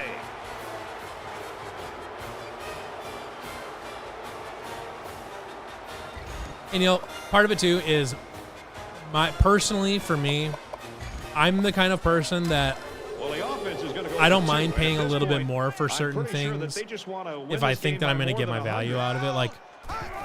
Like when I bought my PC, And he comes up I short spent on the the extra two-point couple conversion. $100 Let's to get the get latest more. now. I spent the extra however many dollars it was to get more RAM and more memory because I knew I was going to want it down the road. And as long as I could swing it Get set to kick with my this one current away. budget, which I could at the time or whatever, as long as I could swing it with my budget and it wasn't going to hurt me financially, I don't have a problem with paying more for a more premium He's to product. the 20. But, some people don't operate like that. They want to save their money when they can. That's totally fine. And I'm sure you can still find, a pellet grill or smoker or whatever. You can find one that'll work with your budget. That'll be plenty good. And that's fine. But I can only speak for Traeger, and I know that I love mine. Throws this one away. So, When you feel pressure like that, the worst thing you want to do. the nice part about is just to traditional throw the smokers ball too into coverage. is that you don't Got have to away with buy one. right there. He's very fortunate. If you have Next time, he access can just throw to it away out some of scrap bounds. material and you or somebody you know can weld just a little bit, like not even super well, but like just can weld and like can physically attach two pieces of metal together and not have it fall apart, you can make your own smoker. I know people that have made smokers out of filing cabinets and old refrigerators and all sorts of stuff. Like, I mean, you could make a traditional smoker yourself, and it's not that hard. But that's for the truly hardcore individuals. And they make the stop at about the 41. All right. Paid attention through almost none of that game, but it seems like we won by quite a few. On the sideline. Their star player came through for them, and they couldn't be happy. Well, the staff has to feel good. The entire team should feel good. And I know you and I just having a chance to sit back and watch this young man play. Just an outstanding performance and something that this entire team will be able to build on.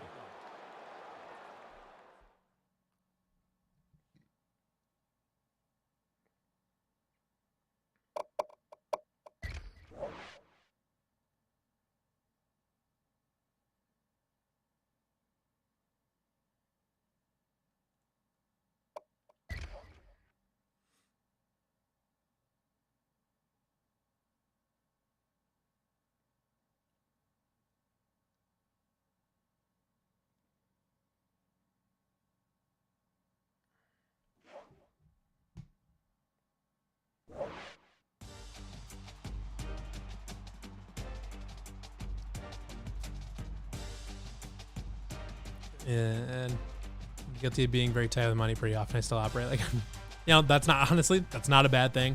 I should probably be like that more often. So I respect that, and I wish I could do more of that. But he says I'm not that hardcore. Yeah, like I said, if you get a pellet grill, get your feet wet, see if you like it, because you could get into doing barbecue and stuff like that, and just realize that it's more of a pain in the ass than you want to deal with, and that's fine. And you don't want to go any further with it. Like you're happy rubbing up a pork butt the night before and throwing it on the smoker at 7 in the morning or 6 in the morning or something like that, and just letting it sit through the whole day and just having good pulled pork at the end of the day, and that's as far as you want to go with it. That's totally fine. There's nothing wrong with that. But if you get into it and you really like it and you want to dig more in, you want to dive into it, that's good too. Barbecue is great. You can get as crazy with it or as not crazy with it as you want. Most people, the best brisket on earth, arguably the best brisket on earth, or maybe the most popular brisket on earth is from from Franklin's Barbecue in Austin, Texas. He seasons his brisket with just salt and pepper. That's it. That's all that goes on his brisket is salt and pepper. There's a lot of people. Sometimes the best. I mean, a lot of times some of the best barbecue is just salt and pepper, or salt, pepper, and garlic or powder or something like that. They don't get super crazy with it. my rub, I have like chili powder and ground mustard and white pepper and things like that in it, but it's good. I've honed it in over the last 7 years. But you know, barbecue can be really simple. And that's the beauty of it. You can get complicated with it, or you can be simple. Nothing wrong with either of them.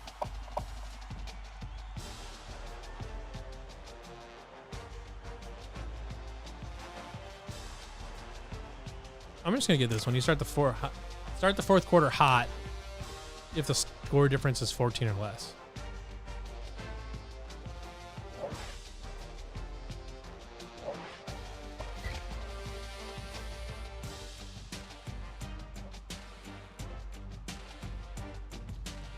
Nate, if you ever make it up to Iowa again, you're welcome. I'm more than happy. I'll host you at my place. I got a bed for you. I'll make you some really good barbecue. You just let me know when you're up this way. I'm more than happy. I want to check before we hop off for the day. I want to check. So Clint Long's still up there. I'm surprised that Thomas isn't up there. He had 4 touchdowns.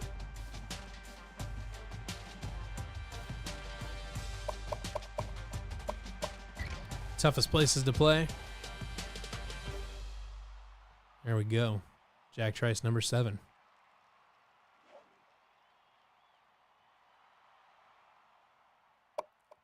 We're still number 1, I'm pretty sure. Championship contenders. What's that say? We remain number 1 throughout the next 4 years. Nice. Who's projecting out as further? Yeah. Don't tell me the good time. I am tempting you with a good time. That is precisely what I'm trying to do. I'm telling you. You come up here. So what we'll do, if you come up here on a Friday night, I'll take you down to Bluff Lake down by Macokota. We'll go eat our body weight in catfish and coleslaw and biscuits and stuff like that, and fried catfish and coleslaw and you know, dinner rolls and all sorts of good stuff. It's delicious food. Saturday, we'll make ribs or we'll make ribs or maybe a brisket or something like that. We'll enjoy that. We'll drink some beer. We'll have a good time.